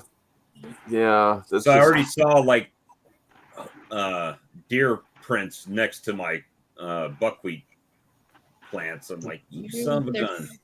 Oh, they'll find it. They'll find it. Yeah. But I was surprised that tomorrow will be a week, and they're probably that tall already. Nice. So they're doing pretty good. They'll be ready by fall. It says 6 to 8 weeks on the it says 4 to 6 weeks on the seed bag. So and on the website. So we'll see. So you probably mid? Should get about 3 feet September? tall. Well, I planted them. Tomorrow's a week, 26th, so the 19th. of June. So by the end of June, it should be 2 weeks, right? Mhm. So 1st of August, around It's better for 1st your of honey. August. There you go. That'll work out good for your dirt. I don't know. Hopefully, I don't have to feed them that much, but I'm not Those putting are feed on gotta them right help now in in attempts to get beans, the not rest of mine. this honey out of there. Yeah, that'll be interesting. I use the Grand Star to sure if before dark. Remember, it's very deadly to honeybees. Okay, there you go. Double sleeve strainer. Yeah, actually, my way of dealing with that is that I actually have 4 of them and I rotate them. Oh, there you go. That's wonderful. That's now stick Now them you in got his to hit ear. him in the head with the stick to Feed him resemble with the a bee stick. sting you would get. There Yeah, you go. Put a pop knot No. up there. With a blowtorch. No, I've actually tried the blowtorch routine, and that doesn't. It works, but so what I do is I actually just rotate them through, and then I rinse them out, and then I leave them out. This is the key part because let's let the bees do the work. I put the bees out, and then they clean everything off those screens. Let the bees clean them out. It's just that's the best way I've found to for those double sleeve ones. It's pretty cool actually. You know? So, but deal with the moles are eating, and you don't have many moles. But if you kill the moles, you can use juicy fruit gum.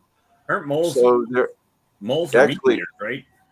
yeah. So I actually had an old timer here show me how to trap moles, and I got really ridiculously good at it. And I've started using these pellets, and I'm gonna step out on the porch and get them because I can't remember what they're called. But you put like a teaspoon in the holes. You have to go through and you have to stomp down all your holes. I'm sure you got a lot of them, and then you go out the next morning and see where the predominant run is. And you start dropping these things down in there. Take your finger and shove it down in there and put in about a teaspoon. And I found that's the best way to deal with moles. So honey compound, right? If I killed Frank's ducks, yeah, probably.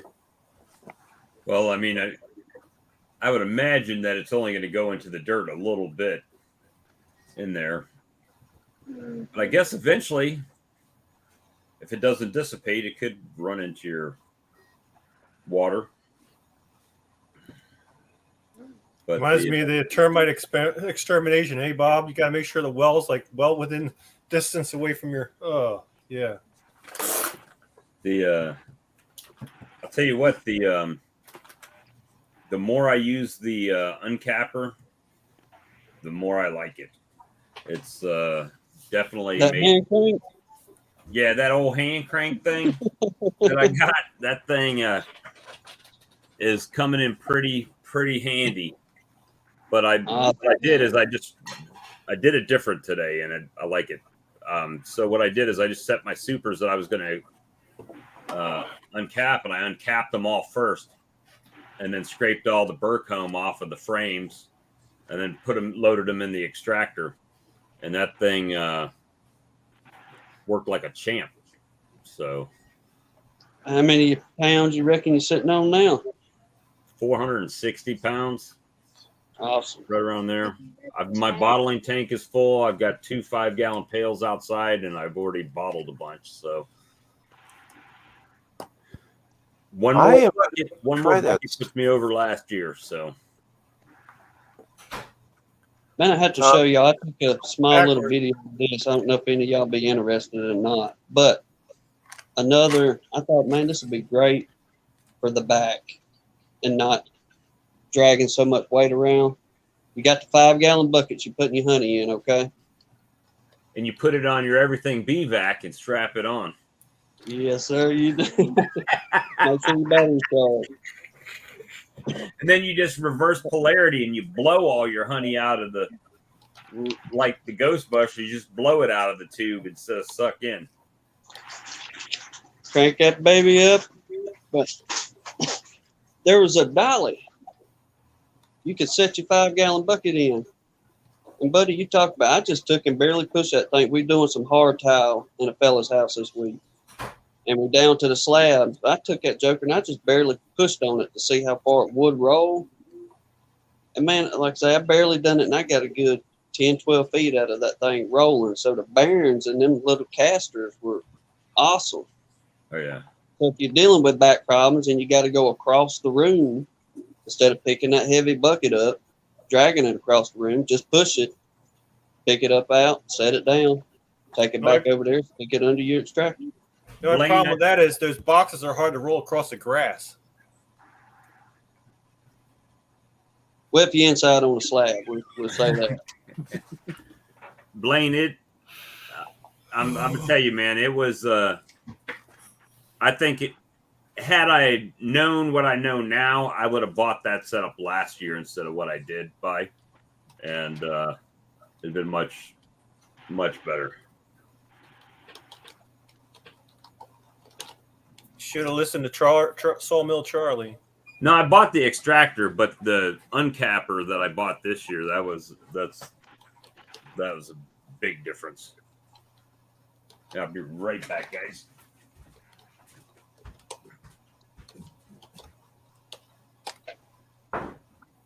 Well, good to see you in here, Spanky. Appreciate you coming by, bud. Sarah, you too. I don't know if we hollered at y'all. How many is Texas doing by hand? Well, we'll kind of get on that a little bit too. And while Bob's gone, I'll mention my hand crank extractor. No way. How many frame hand crank do you have? That baby is a 4-frame deep Big timing. with 8 medium. And you can slang some honey out of that puppy. But I do have one slight advantage that a lot of others don't. Your wife? I've got a helper. Yep. There you go. She uncaps or vice versa, and I'll spin, that type thing. So we're able to have a little, I guess, somewhat of a system. We can swap back and forth and laugh at each other trying to hold on to that extractor. Yeah, doesn't it shake all over the floor too while you're trying to catch it? Here? Oh, it'll go now. Yeah, You got to put some weight on that puppy.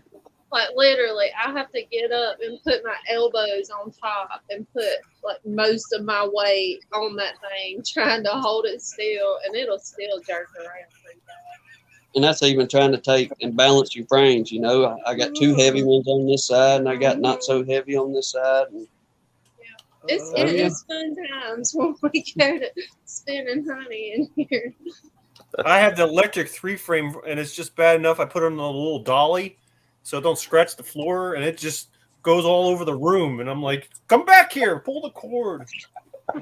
Look, this is what I was thinking. Imagine all them legs on most of these extractors, whether it's a hand crank or your electric one, all right? Them legs, they're what, maybe 2.5 inches wide, roughly? Yeah. And I got my tail in trouble the first year using our extractor on the kitchen floor. And we went through all that one of the last chats, but Well, you shouldn't have that's no bolted it longer down to the kitchen floor. Hannah wouldn't have been mad to you. Oh yeah, I should've because done 4 that. big old gaping bolt holes in the kitchen floor would have looked so much better. But- No, he talked about doing that in the carpet, and I was like, no, it's just gonna rip through the floor and tear the Well, carpet. the license extractor comes with rubber feet that go That's underneath. what That's what I was going to say. I told her, I said, if nothing else, I said, we can go buy a bicycle inner tube, cut that thing in 3 or 4 different pieces, staple one in. That way it won't slap, basically put it on like a sock. Go to Walmart and buy you a yoga mat and cut it Yoga into mat. squares. Don't get any ideas of taking my yoga mat.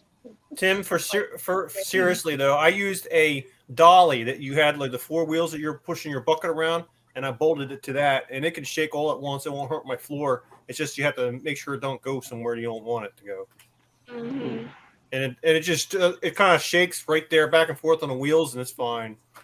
Yeah, And that's what most of it's probably less stress on the legs too, so you probably won't eventually rip it out of the, where the legs are strapped to the tank, they could probably start snapping off necks if you really make it too rigid.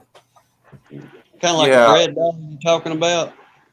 Yeah, it's one of those 4-wheel dollies that they buy at Harbor Freights. You move your furniture around the house. Okay. Yeah.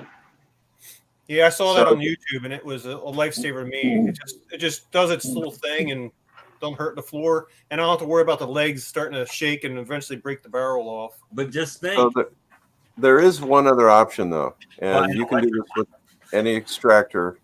Well, the electric ones are still going to jump too, but I actually designed a triangle system to brace the legs underneath the thing, and we had the original 3-frame crank, and I brought it over to my friend Delbert, a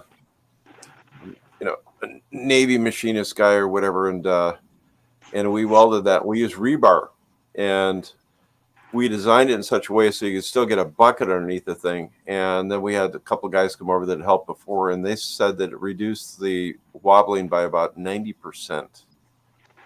So the other important thing is, of course, you always balance your load. Get yourself a big uncapping tank. Like I use a big tote. But we're going to be taking, Bob, we're going to be taking the 20-frame license extractor, and putting those. and we're going to do the cross bracing in those things. So Now, what I found with mine, when I first started doing it, when I was just uncapping with a roller or whatever, oh dear Lord, yeah, it was hard to balance. But what I find with the new uncapper is that everything's consistent, so you're getting a more consistent weight on all of your frames. that would make a lot of sense. Yeah, And I don't have any walk-in, no wobbling. I usually started off about 4 or 5, and then once it ramps up and it's spun for a few minutes, then I'll turn it up the rest of the way. well, you brought up a really good point. It's if you can't balance your load, and if it is wobbling a bit, start out really, really, really slow. And I know that's arduous if you got a hand crank, but it is what it is. But the alternative to it's funny you should just bring this up, because on Frank Dunn's suggestion, I got one of these hand plane aside from the hand plane that my friend Troy has, this thing here changed. I tried everything, the serrated doggone knives. I tried the roller, and it just, my only complaint about this is that it's not wide enough. When I bought it on Amazon, it showed it was like that wide, They come and get the same, like, oh yeah. So, okay. Mike, is it an upward on the frame you'd use that, or is it crossways? Which way is the best way? You want to go, top to bottom. Top to bottom, so the stuff is falling down with you. Yeah. But you will need to use your the scratcher uncapper to get in the corners. Yeah, because you can't. Yeah. Yeah. But I guarantee you, if you use one of these things, you've been using a serrated knife and everything else, that you won't go back. And that other part is like a depth gauge, right? So you don't go too deep. This part is the depth gauge. Back here, these little forks here are what actually takes it off. And those So are you some drag it. serious shapes to those forks. They're like a folded blade, so they're not perfectly flat. They are, actually. It's funny you should mention that. Let's see if I can get that a little bit better. There we go. That's a better picture of it. Because I was thinking about making one, and I saw that, and I was like, man, that's a little complicated. Folding each one of them like a perfect. This is the one thing this is the one thing I would say that, don't try and make it. Just buy it. They're insanely cheap. So that's just my 2 cents. It's made a heck of a difference. Now I actually do have a commercial uncapper where I can just put the frames in individually. But I figured if I'm going to do just a crap load of them, that's when I'll use that. But no, just for everything else, no, just this thing. It simplifies life so doggone much, and then you get the nice clean sheets off of the wax too. So That's what you're going to ask. How clean is it? it's remarkable, Tim. I trust me, you'll never go back. You really won't. This is, I took what Fred said with a grain of salt, but boy, he was absolutely right on this one. And then one last thing here, when you're doing that, if you have your uncapping tank, which I have it, like a big tote, where I can get about 15, 20 frames in there at one time. But at the bottom of that doggone thing, go ahead and get I've never had these clog up. You have to, yeah, you do have to actually keep wiping them off. Yeah, no, that's a really good point. So I keep a couple of chopsticks and I just pull it off. But in the bottom of your uncapping tank, have you guys ever seen these screens for paint rollers? You put in the bottom, it's like a stand-up screen. Yeah. Oh, yeah. So have those all in the bottom of the uncapping tank. So the majority of the uncapping sit on top of that, and then it slowly drains down. It's the cheapest screen that you can get for undoing that stuff. So that's another thing. But yeah, so just my little rant. Mark Miller asked me how hard it was to clean up my new extractor. My extractor is easy to clean up. I just drag the hose in because I got doors on both sides. I just drag the hose into my building, blast it out with water, knock all the wax bits down, and then I just take 5-gallon buckets and run it into there, and then wipe it out with towels. No, sorry. Yeah. Yeah. I haven't cleaned the uncapper yet, so that'll be interesting. But I figured I'd wait till after the.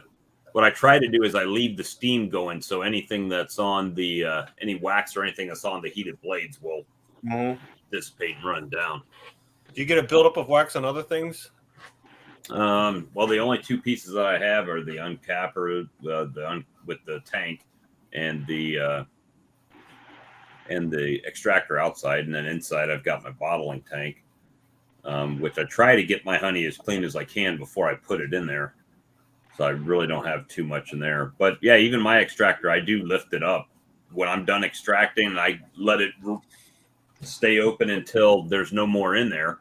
I take my little pie cutter knife and scrape it all to the exit, and then I got some 2x4s, 2 of them screwed together that I'll set up, and then I'll just stand it up, and then I'll come back tomorrow and open the gates and let the rest of it run out, and it's done.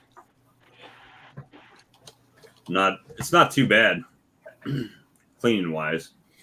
How much honey do you think you waste just on the residue and stuff that sits in the? Well, you're always going to. It doesn't matter what you do. I think is like even when you transfer from one 5-gallon bucket to another 5-gallon bucket, you're going to lose a little bit.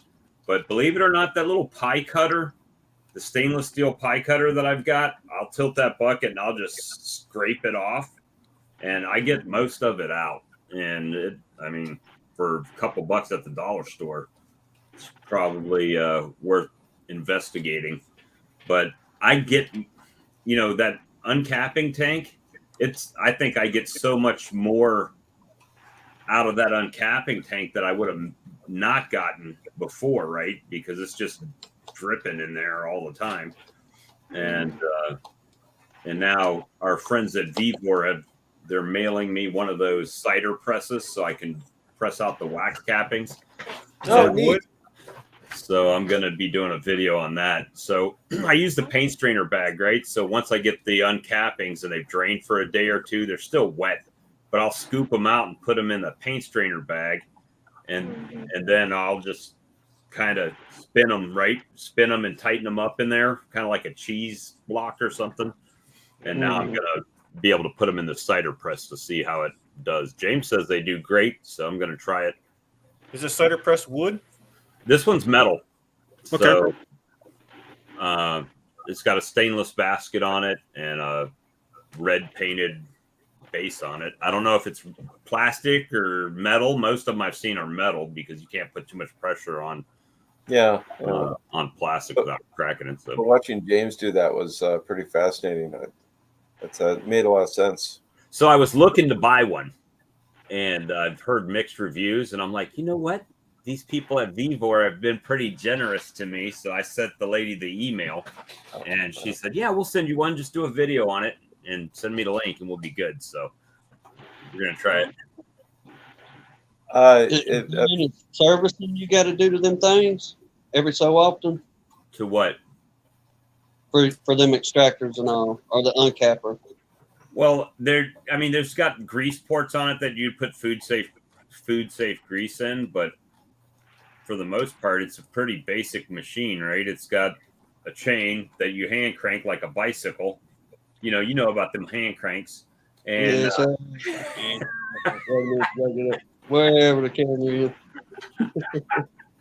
and then it's got a motor that just moves the blades back and forth.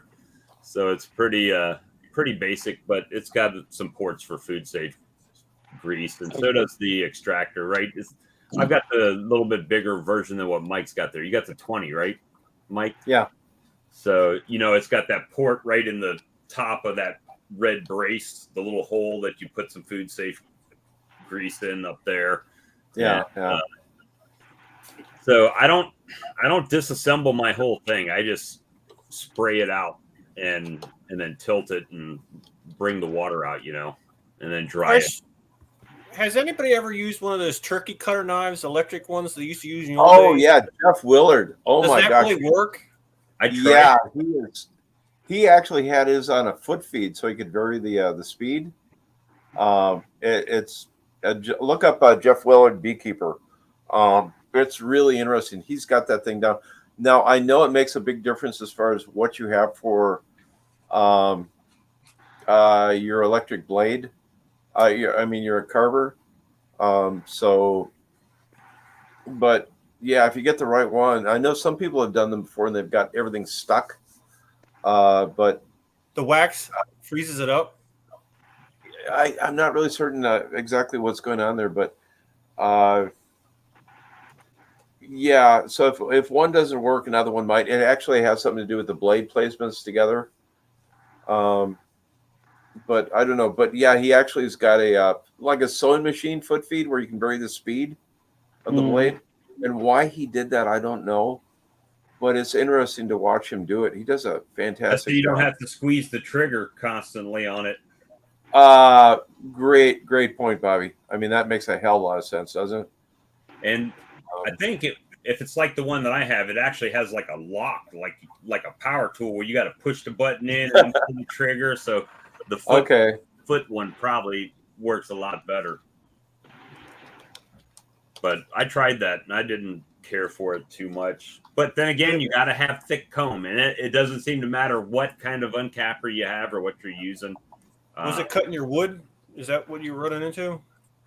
No, it wasn't cutting the wood. It's just that. So on the frame, right, you'll have a fat piece usually at the top, and then you'll have a low spot in the middle where maybe it used to be brood or something in there. And as it gets to the bottom, it just seems like they're not as thick all the time. And so even with mine, there's spots it doesn't hit. And it's either you have the blades adjusted so much that it's gouging both sides, which you don't want, or you have it where it's flush, right? And then you got some low spots. So hopefully over time, as I pick out some low spots next year, maybe they'll draw them out a little bit. That's what I heard. The second year is better. Yeah, and this year, I've been heavens, growing a lot of super frames this year. So even with yours, Bob, yours is still a little thin yet for doing automatic scratching. Yes, so some of them are brand new first year combs, right? That I put out there because I went from a few colonies to a bunch pretty much this year. So there's a lot of new comb out there. And they're hard to get down. They're not thick enough. Yeah, 9-frame supers work great until you go to transport them and you turn them on the side and they all smash together or fall out in the grass or something. So that I did. But you've done that too? I took the whole thing upside down. Stupid me with the camera and trying to kill the camera. Oh, you poor guy. That's Well, I think I'm going away from mediums. I'm going to use the mediums I got, but I think from here on out, I'm just going to be trying to use deeps. So we'll see. It's so weird if you think about it. If they say you can get 70 pounds of honey out of a deep, and we average 55 pounds of honey on average in the United States, means they're not even going to fill up one deep of honey. And yet we stack these boxes up and up and up and up, and they never get the half of it down here. So is that why Charlie's on the brood single brood chamber management? Yeah, but that's a regional thing, though. I mean, for kind of a lot, if you're in South Dakota when it's a full bloom and you got rain, they'll fill those things right up. The only problem with deeps is I actually have 10 deeps here to extract. So Weight. you want to tell me how much honey is in that? 10 deeps, probably 700 pounds if they're full. Yeah. So I think they're probably maybe about 80% full. But now put that into perspective. I've pulled a bunch and I've only got 460 pounds so far. Yeah, but to Lee's point here, deeps, you're getting older. There's no way in hell I would run deeps. I'm just too careful of my back. I just, God bless it. It's, he's got me in good shape, but that's just, it's only me. And it seems like I only pull about 4 boxes of frames at a time to pull. So and I use my pickup truck, so I load them on the back of my pickup truck. Then I back my pickup truck up to the that's a grand thing to the door, and then I just unload the boxes one at a time. That's a grand thing. So Vince and I were screwing around because we use a 6-wheeler. I help him out at the mill, and we figured out a system. We actually had an aircraft mechanic come on over. This guy makes the doggone doors that Anyways, we figured out how to mount a lift on the front of a 6-wheeler. You got that steel rack there. It's got the 2 arms, just like whatever the lifter is that Ian does. Goes out, get it on there, turn the winch, the whole thing just lifts the whole stack up. And if you're on level ground where you got space to run your 4-wheeler or whatever, that is the way to do it. Use machined aluminum. But yeah, that's the funny part about honey. We hope for a great season, then we bitch and complain about how heavy the boxes are. Hey, Bobby, that's right on the point. Yeah, so that's it. I will say, when we was out digging around the other day or yesterday, they're drawing quite a bit instead of slacking. Which, I mean, the drawing of comb has not been nowhere near what it's been in the past year. Don't get me wrong. But this is the most we've seen so far this year, that they're like really, really drawing. About a week ago, I went out and I had these medium supers, and the queen was up in the supers laying brood. So I took every super off, and I put a brand new box with 1 frame down in the bottom with drawn comb on it and nine foundations, and I shook every bee down in the bottom, and including Her Majesty, and then put an excluder on. And those heifers only have drawn out the 2 frames right on the next to that 1 frame that I had in there for them. So they haven't been going ballistic on it, but they are still drawing it out. So, maybe when I slap some feed to them, they'll get to work and blow it up. But yeah, I've been doing a checkerboard in the brood chamber just to see if that works. It works at certain times of the year. You guys probably still have a little bit of a flow going on up there. Yeah, but you got to be in flow, is what you're saying, Bob, right? Well, or put on feed on them and they'll draw it out. But the thing is that, like down here, how much honey did I lose drawing wax this year? That's just part of the whole building process. I mean, it really is. It's well, you could have gone buttercomb and spent like $100 a frame. No, not this. No, not down here. You couldn't. Oh, yours is too hot. Yeah, it's too hot. It melts. So. You set foundation out 10 minutes around here, and it's bowed up. Yeah. So, but the good thing is, if you take out the plastic frames, then? If you take the plastic foundation out and set it there for a second on one side, flip it over a second on the other side, it melts that wax just enough to make it a little gooey. Then put it in the colony, and they'll go to work on it. So you guys are using the white foundation then? No, that's no, the black. You're You're using a black? Because that's what I thought they said, that the black is too dangerous in the hot areas. I use the black because it's easier to see the eggs on with that dark background. Yeah, if the black's inside if the frame's inside the hive, Frank, it's not going to make any difference. Yeah, but because when the you're sun leaving isn't them out, hitting it. when you're inspecting and stuff, yeah. I'm a Well, slow inspector. Yeah, well, that's you got to go a little faster, guys. I just had all the lions running here, and I think they're lining up to get some chicken. So I'm gonna take off. I'm not kidding. What do I have? I've got How many 4 of you them, got and they just came. 4? In the living room right now. Yeah. Oh man. So, yeah. Well, that's okay. I've got another one that's we're finding a home for as part of the rescue. But, anyways, oh goodness me. Mine's laying. You see all those medicines, but mine's laying over there on the floor. I can't get her, but she's laying. Oh, no kidding. Yeah. That's Yeah, ours are looking at us like it's getting bedtime, y'all. Don't tell Yeah. me what it is. Well, folks, God bless. Have a great week. Bless your Good night, bees, Mike. and yeah, take care. And Frank. Oh, Oh, there there you you go. There's the butterball.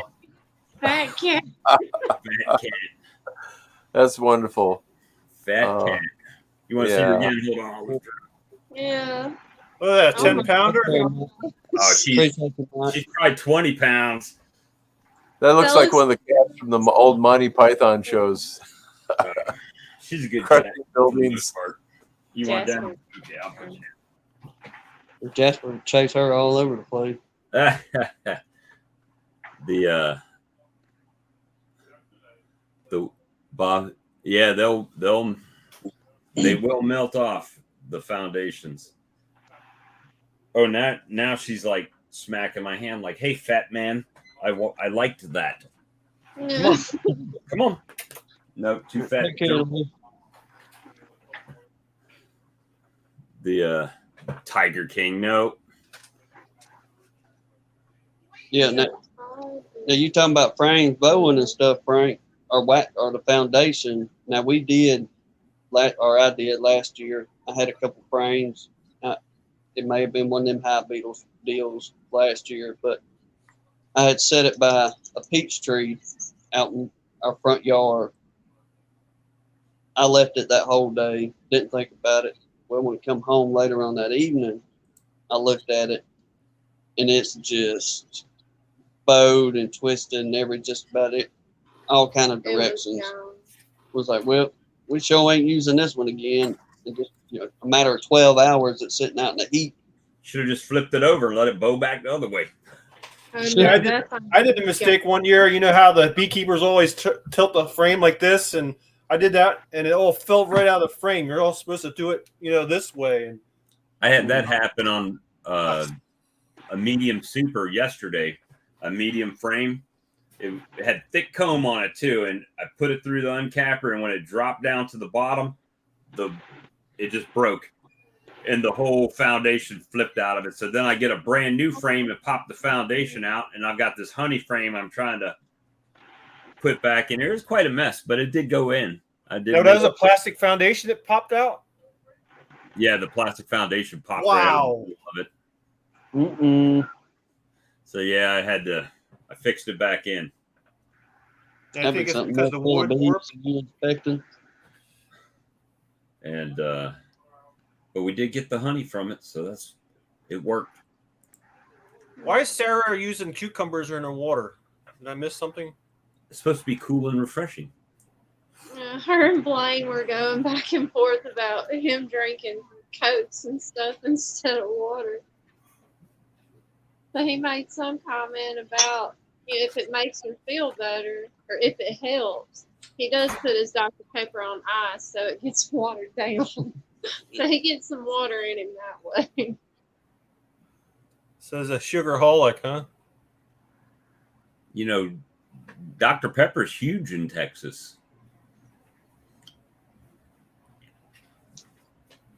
Like Dr. Pepper's huge.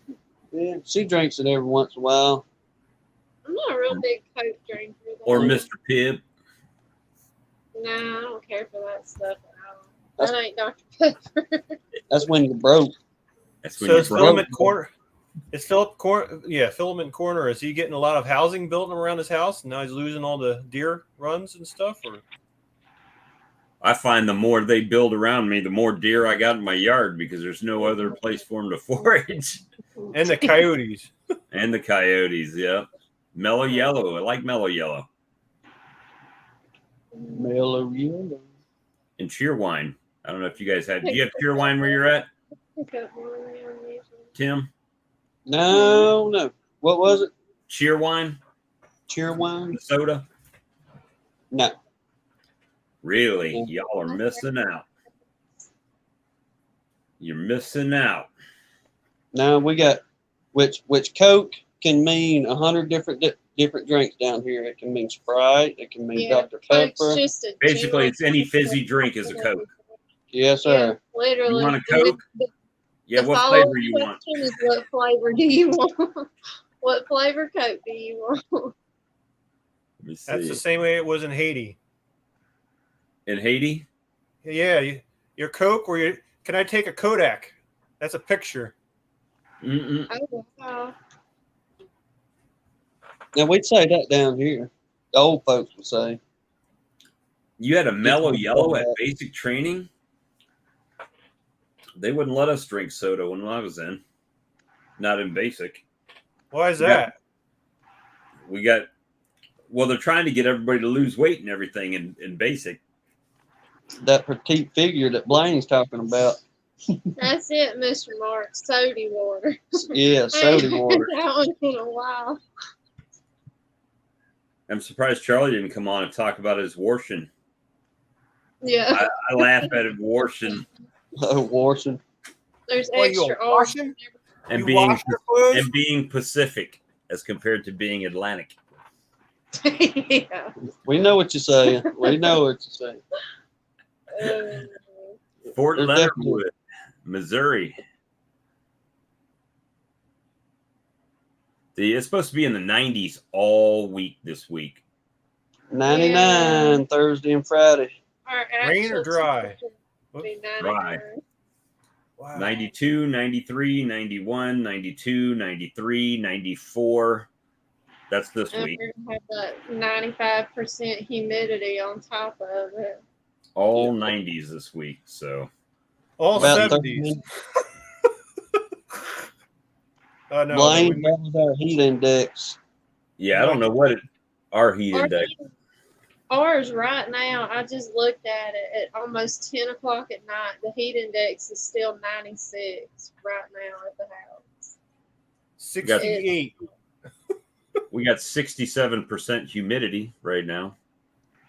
Over ours is 67? You could go outside and get a washcloth wet. Oh, that's low.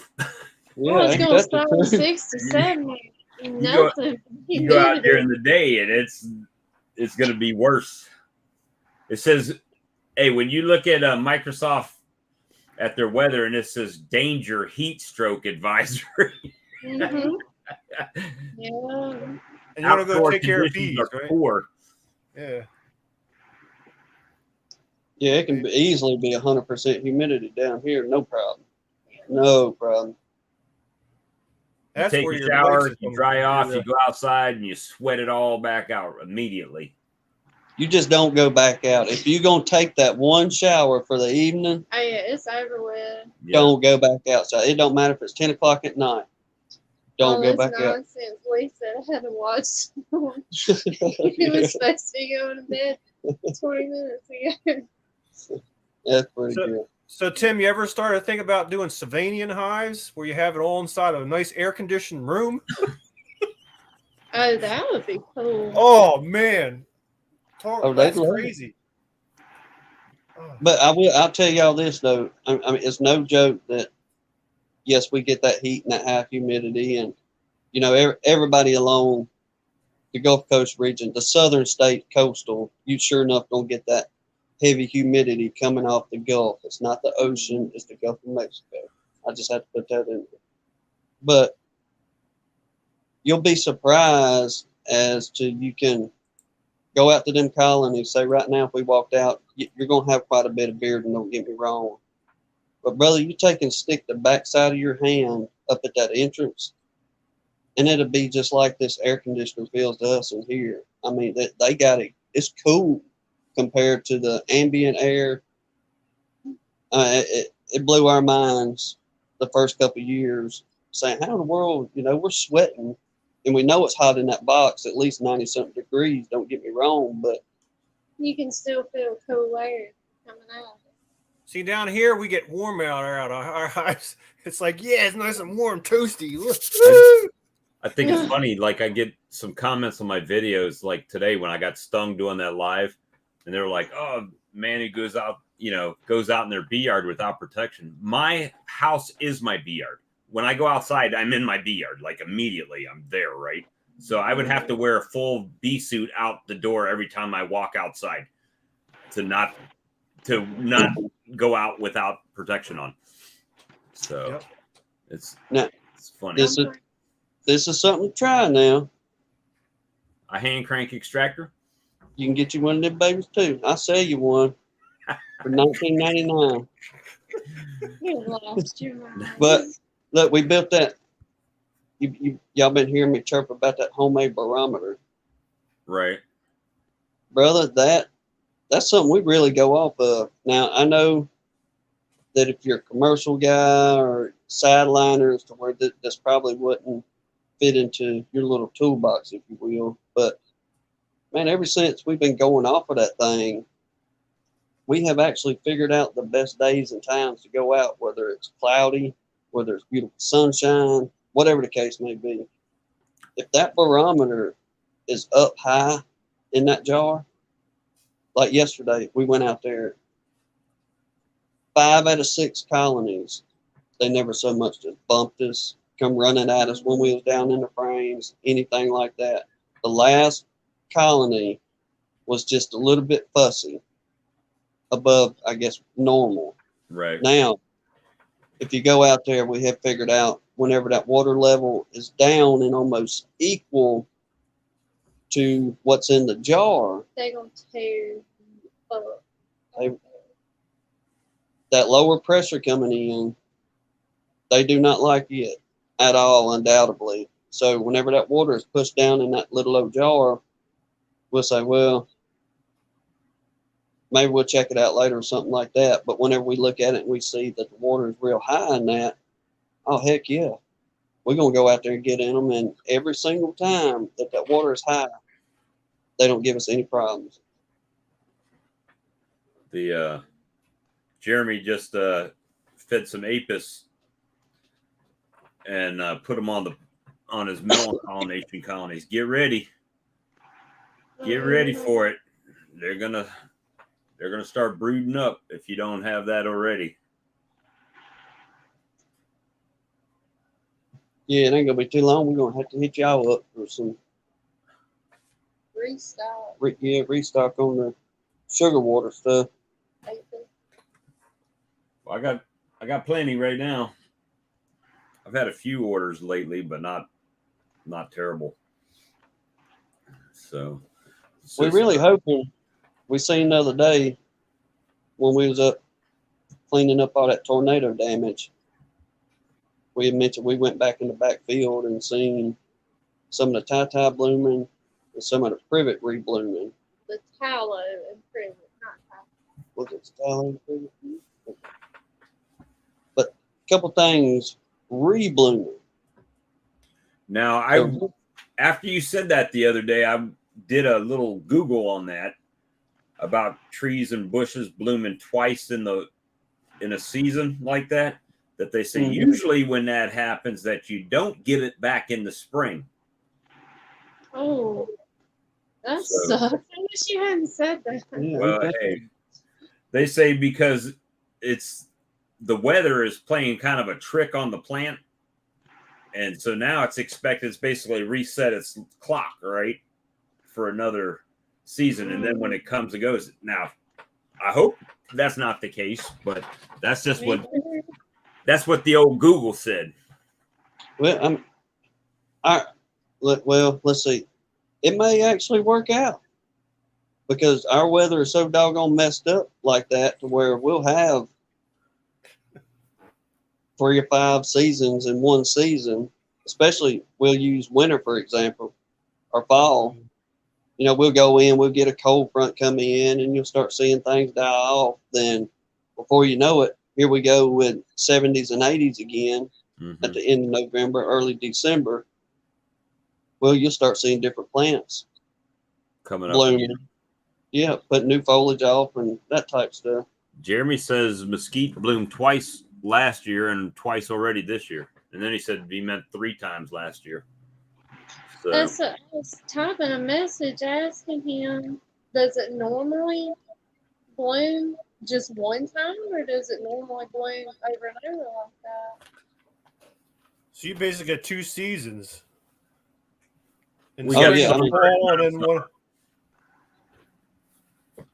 I mean, we can have a spring and a spring, then summer. Then whenever you get to fall, it may go from fall to spring to summer, then drop down and be 30 degrees. Then warm back up in 2 more days, back up to 80. The weather is weird.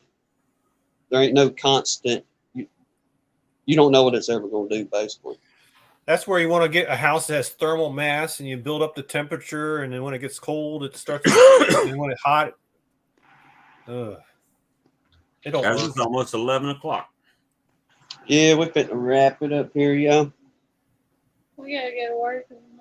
Yep, again, get to the grinding stone again. I can't be late tomorrow. I got weekly meeting. Then I can go 4 more days of being late. I got to be on time on Monday. Be on time, Bob. Yeah. Gotta go to the office, huh? Yeah, well, I got to go to the office every morning, but tomorrow I definitely have to go because we got a meeting first thing in the morning. Well, when I want to be late, I just tell my boss to get over it. I'm gonna be late going to work. Y'all ride together. There's Jeremy. I Hey, know he has to wait on Hmm. me anyway. What's up, Jeremy? I just wanted to jump on really quick. I tried to jump on earlier, but no, the mesquite is, I don't know if it's different. I'm sorry. I don't know if the mesquite is different, but it's in the desert, and it's one of the survival things is if it knows it's a super dry year, it's going to keep producing as much as possible and keep blooming. And they say in a wet year, it doesn't bloom, or it doesn't bloom as much. It's just a survival instinct. Just keep on reproducing, keep on blooming. So that's how it is with mesquite. I don't know if that's with other trees. We don't have anything else like that out here, but you could pretty much count on mesquite to bloom at least twice, sometimes 3 times. Okay. I don't Good have for you. anything like that around here. I wish I did. Jeremy, what's that cactus that only blooms every like 10 years? I'm honestly not sure. There's all kinds of cactus out here. I don't even know. I honestly don't know. It probably is about being on time. The meeting is about being on time, probably. Yeah, be on time, Bob. Punctuality, boss. Yeah.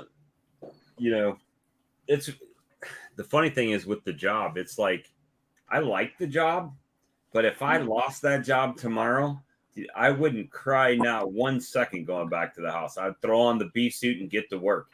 You know, it's like all last year. I mean, I made what I needed to make between beekeeping and Ubering. God. And you know, so I've got a very low monthly nut, so to speak, on what I need to make to keep the lights on and whatnot. At least at this point. Things change though. You know, I might get crazy and buy a piece of land tomorrow. Who knows? Well, Jeremy, has this season been pretty well, like most seasons out Well, there? last year was my first year back in Texas, so last year I had to start from scratch again. Okay. But this year, I've been trying to not do as much, but it still takes away my free time just because my colonies are expanding. I've already harvested probably 400 pounds and have at least 600 to 800 pounds still to harvest. So that's been good. The wildflowers, you know, that was really good this year when we normally don't have them. But we got, like I said, we had a couple inches of rain at the right time, I guess. But now that it's 114, 110 all week, all the wildflowers are dying. We are having a second mesquite bloom, but it's probably only 25% right here. About 45 minutes south, they're having a full-on mesquite bloom. It's just kind of hit and miss depending on what your area is. But I also have bees on melon pollination right now, and then cotton starts next month. And the good thing about that is, there's a lot of dryland cotton, but it really doesn't take out here. But I've got irrigated cotton, so I could count on that for sure as a second honey flow, and then feed like crazy afterwards. Is cotton another one of those they have to worry about pest control? They have a lot of issues with it. It depends. So they actually genetically modified cotton, some strands of cotton, to where they really don't have. That's the ones we got here. Right, but those ones don't produce nectar like the old school ones do. So luckily, what I do is the cotton farmers, they pretty much say, "Hey, we're done spraying for the year. It's all yours," and that's right when the bloom starts. So I don't have to worry about it, and it makes a lot of great honey. But it crystallizes really fast as well. But it sells really quick too, so it's almost clear. And I got to ask you, who'd you buy your apis from, since you didn't buy it from me? The bee supply. Oh well, I'm sorry. I don't. They're my biggest customer for swarm lure, so I'll give you a pass on that. They're 3 hours away, and I needed it quick so I could put them out this weekend. So I was like, I'll do it for quicker shipping right now. But I ain't hating on you. But no, I bought the little pack, so I'll buy the big pack from you next. Yeah, they're my biggest customer for swarm lure. So they bought about 350 bottles of swarm lure from me this year, and probably 300 of the bullet vials from me. So I ain't hating. Give them guys some business. Right. Keep doing business. Works good. But I'll be surprised what you say in a few weeks after you've had it on there for a little while. Right. See what happens. And I put them on the melon pollination, which, melons don't really benefit bees. For the most part, that's when people say, melon pollination is hard on the bees. I'm just trying to get them by right now. And it's surrounded by cotton fields. Granted, that's dryland cotton, but they were pretty much only about 6 frames of bees. And I did that on purpose because that's 2 hours away, and I'm only going to go out there every 3 weeks, maybe 4 weeks until the flow starts. And I didn't want them too strong to, starve out. They're in an open field, 115 all week, 114, 10, whatever it may be. And it doesn't produce much nectar. And they have plenty of pollen. So I wanted to give them some of that rocket fuel. Then I gave them some Mellifera Boost supplement as well. Just to help out. So I'll probably go out there in 2 weeks because a few of them do need second boxes, but they're kind of on the back burners, out of sight, out of mind. Right. Hopefully they'll be doing good when I check back. But this week I have a 4-day weekend for 4th of July, and I plan to harvest all the rest of the honey. And on all of them, I'm adding seconds, have a jam-packed colony. I run single brood management, get them to start drawing more comb. So I'm a slow learner, Jamie. So when you are done with your apis, I guess you're going to pull off and then switch the boxes. Is that how you keep your mix of the? So with me, any time I get to draw, pretty much it's kind of like a little science to it. You don't want to overfeed. You don't want to backfill. But also at the same time, you just want just enough for them to draw and have some resources. But since I do that when I run single brood chamber, I'll build up to 2 boxes.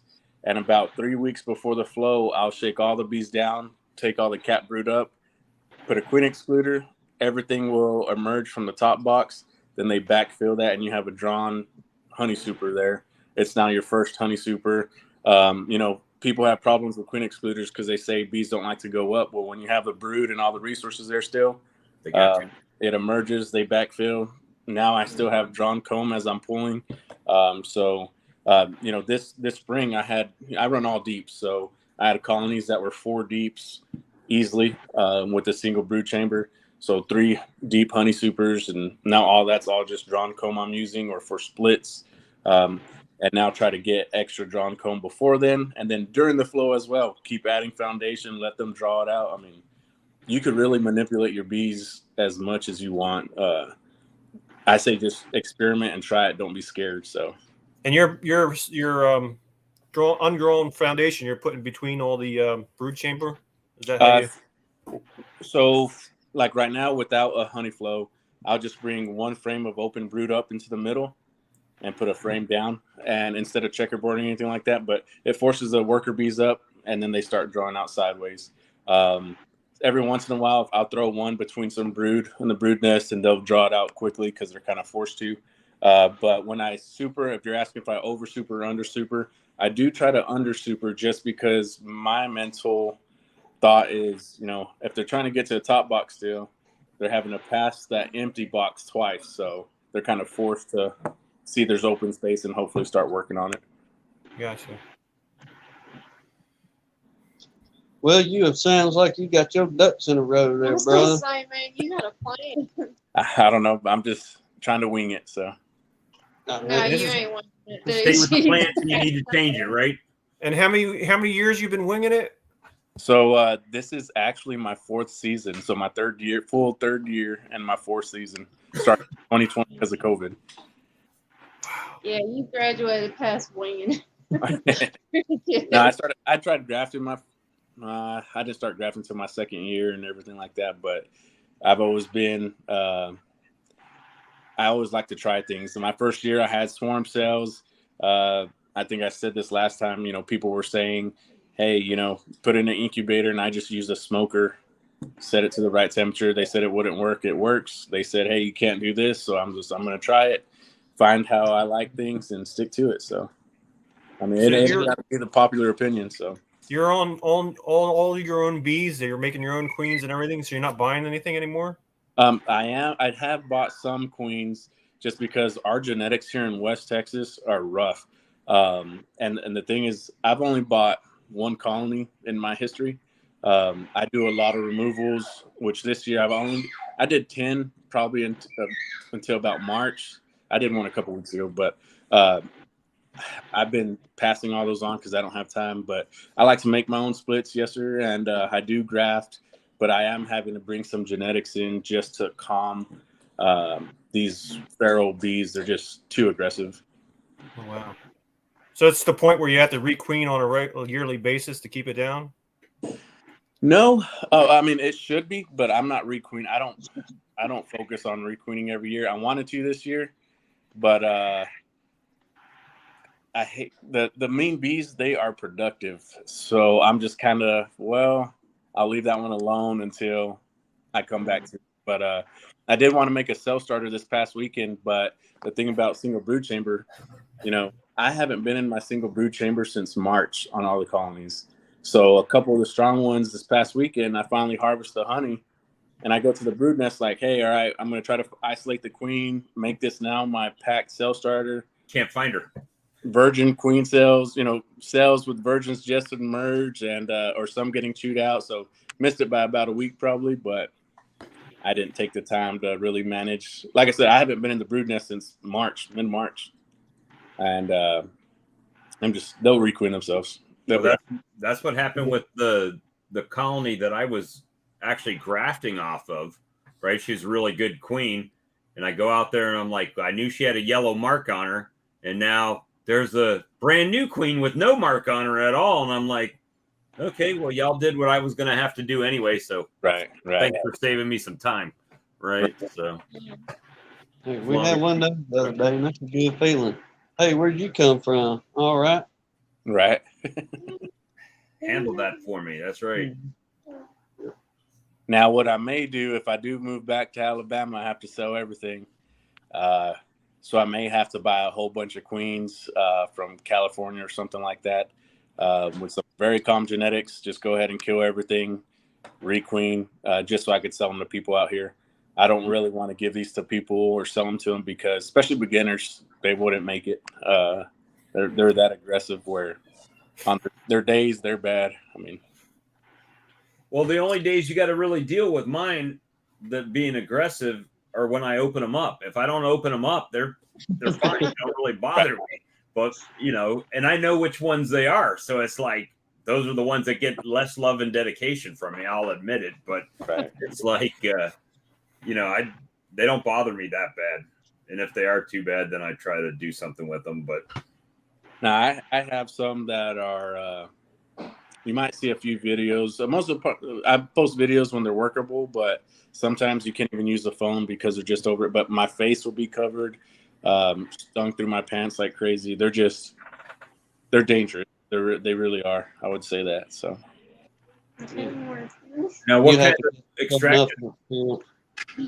What kind of extraction equipment do you have right now?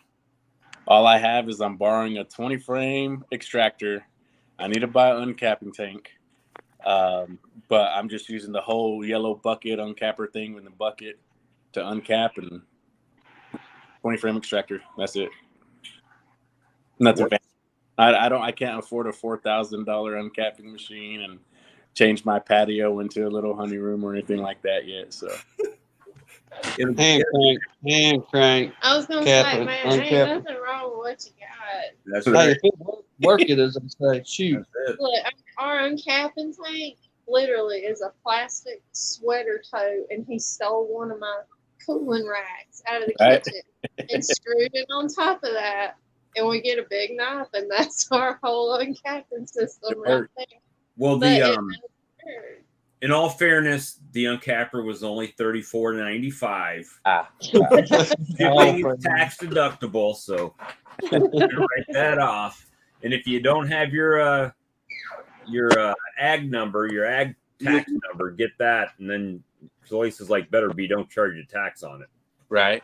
So that's helped me out a little bit too. So My little one just hit his head. I'm sorry. uh-oh. He's like, man, don't put me on TV But with see, it. it's true. It's true. It's a true philosophy. I learned it with my kids. If you don't make a big deal about it, they don't fuss.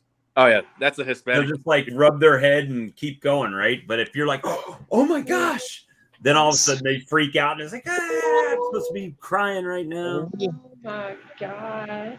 That's what we Yeah. always say. We're just like, don't look at him, don't look at him. Right. Yeah. Yeah. All right, guys. Well, I'm gonna hop off for tonight because we're a little bit after 11, and I don't want to be late tomorrow. I will anyway, but you know, we're gonna Oh, I'm get gonna be college late try. tomorrow. Well, Yeah, I'm sorry, go ahead. It was the bees. But I just wanted to jump on real quick to answer that question. My son and I just got back from the movie theater, so I jumped on real quick. And I saw your video, your picture at the theater. What'd y'all watch? the new Transformers movie. Okay. Oh. So it was all right. Is Bumblebee still in there? It's awesome for Bumblebee. So it's All right. So I'll have to see that one when it hits Netflix. And all right, Bob, you're signing off. Is that what you're saying? Yeah, I'm gonna sign out. All righty, sir. We'll see you. All right, we'll see y'all later. Good night. Good night. No problem. And I haven't met you, sir. Galloway Lights. Yeah. What is your name? Is it Galloway or It's actually Frank, but that's all right. Nobody knows. Frank. Nice to meet you. They thought that I was a woman because it's Queen Bee's honey, and I jumped on the first time. We thought you were a lady. Oh yeah, I know I did. I was telling him, no, that was a woman. Right? No, my woman Valerie, and she's the one that makes everything pretty and stuff, all the crafts and all the everything. So she's the queen bee, and I just do all the dirty work. There you go. Well, hey, we used to that, ain't we? Seriously. Right. Yeah.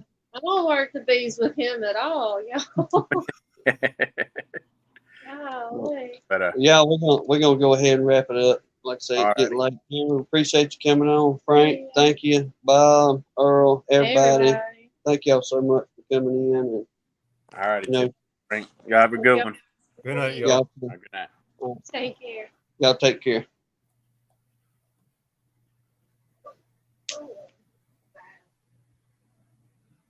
Just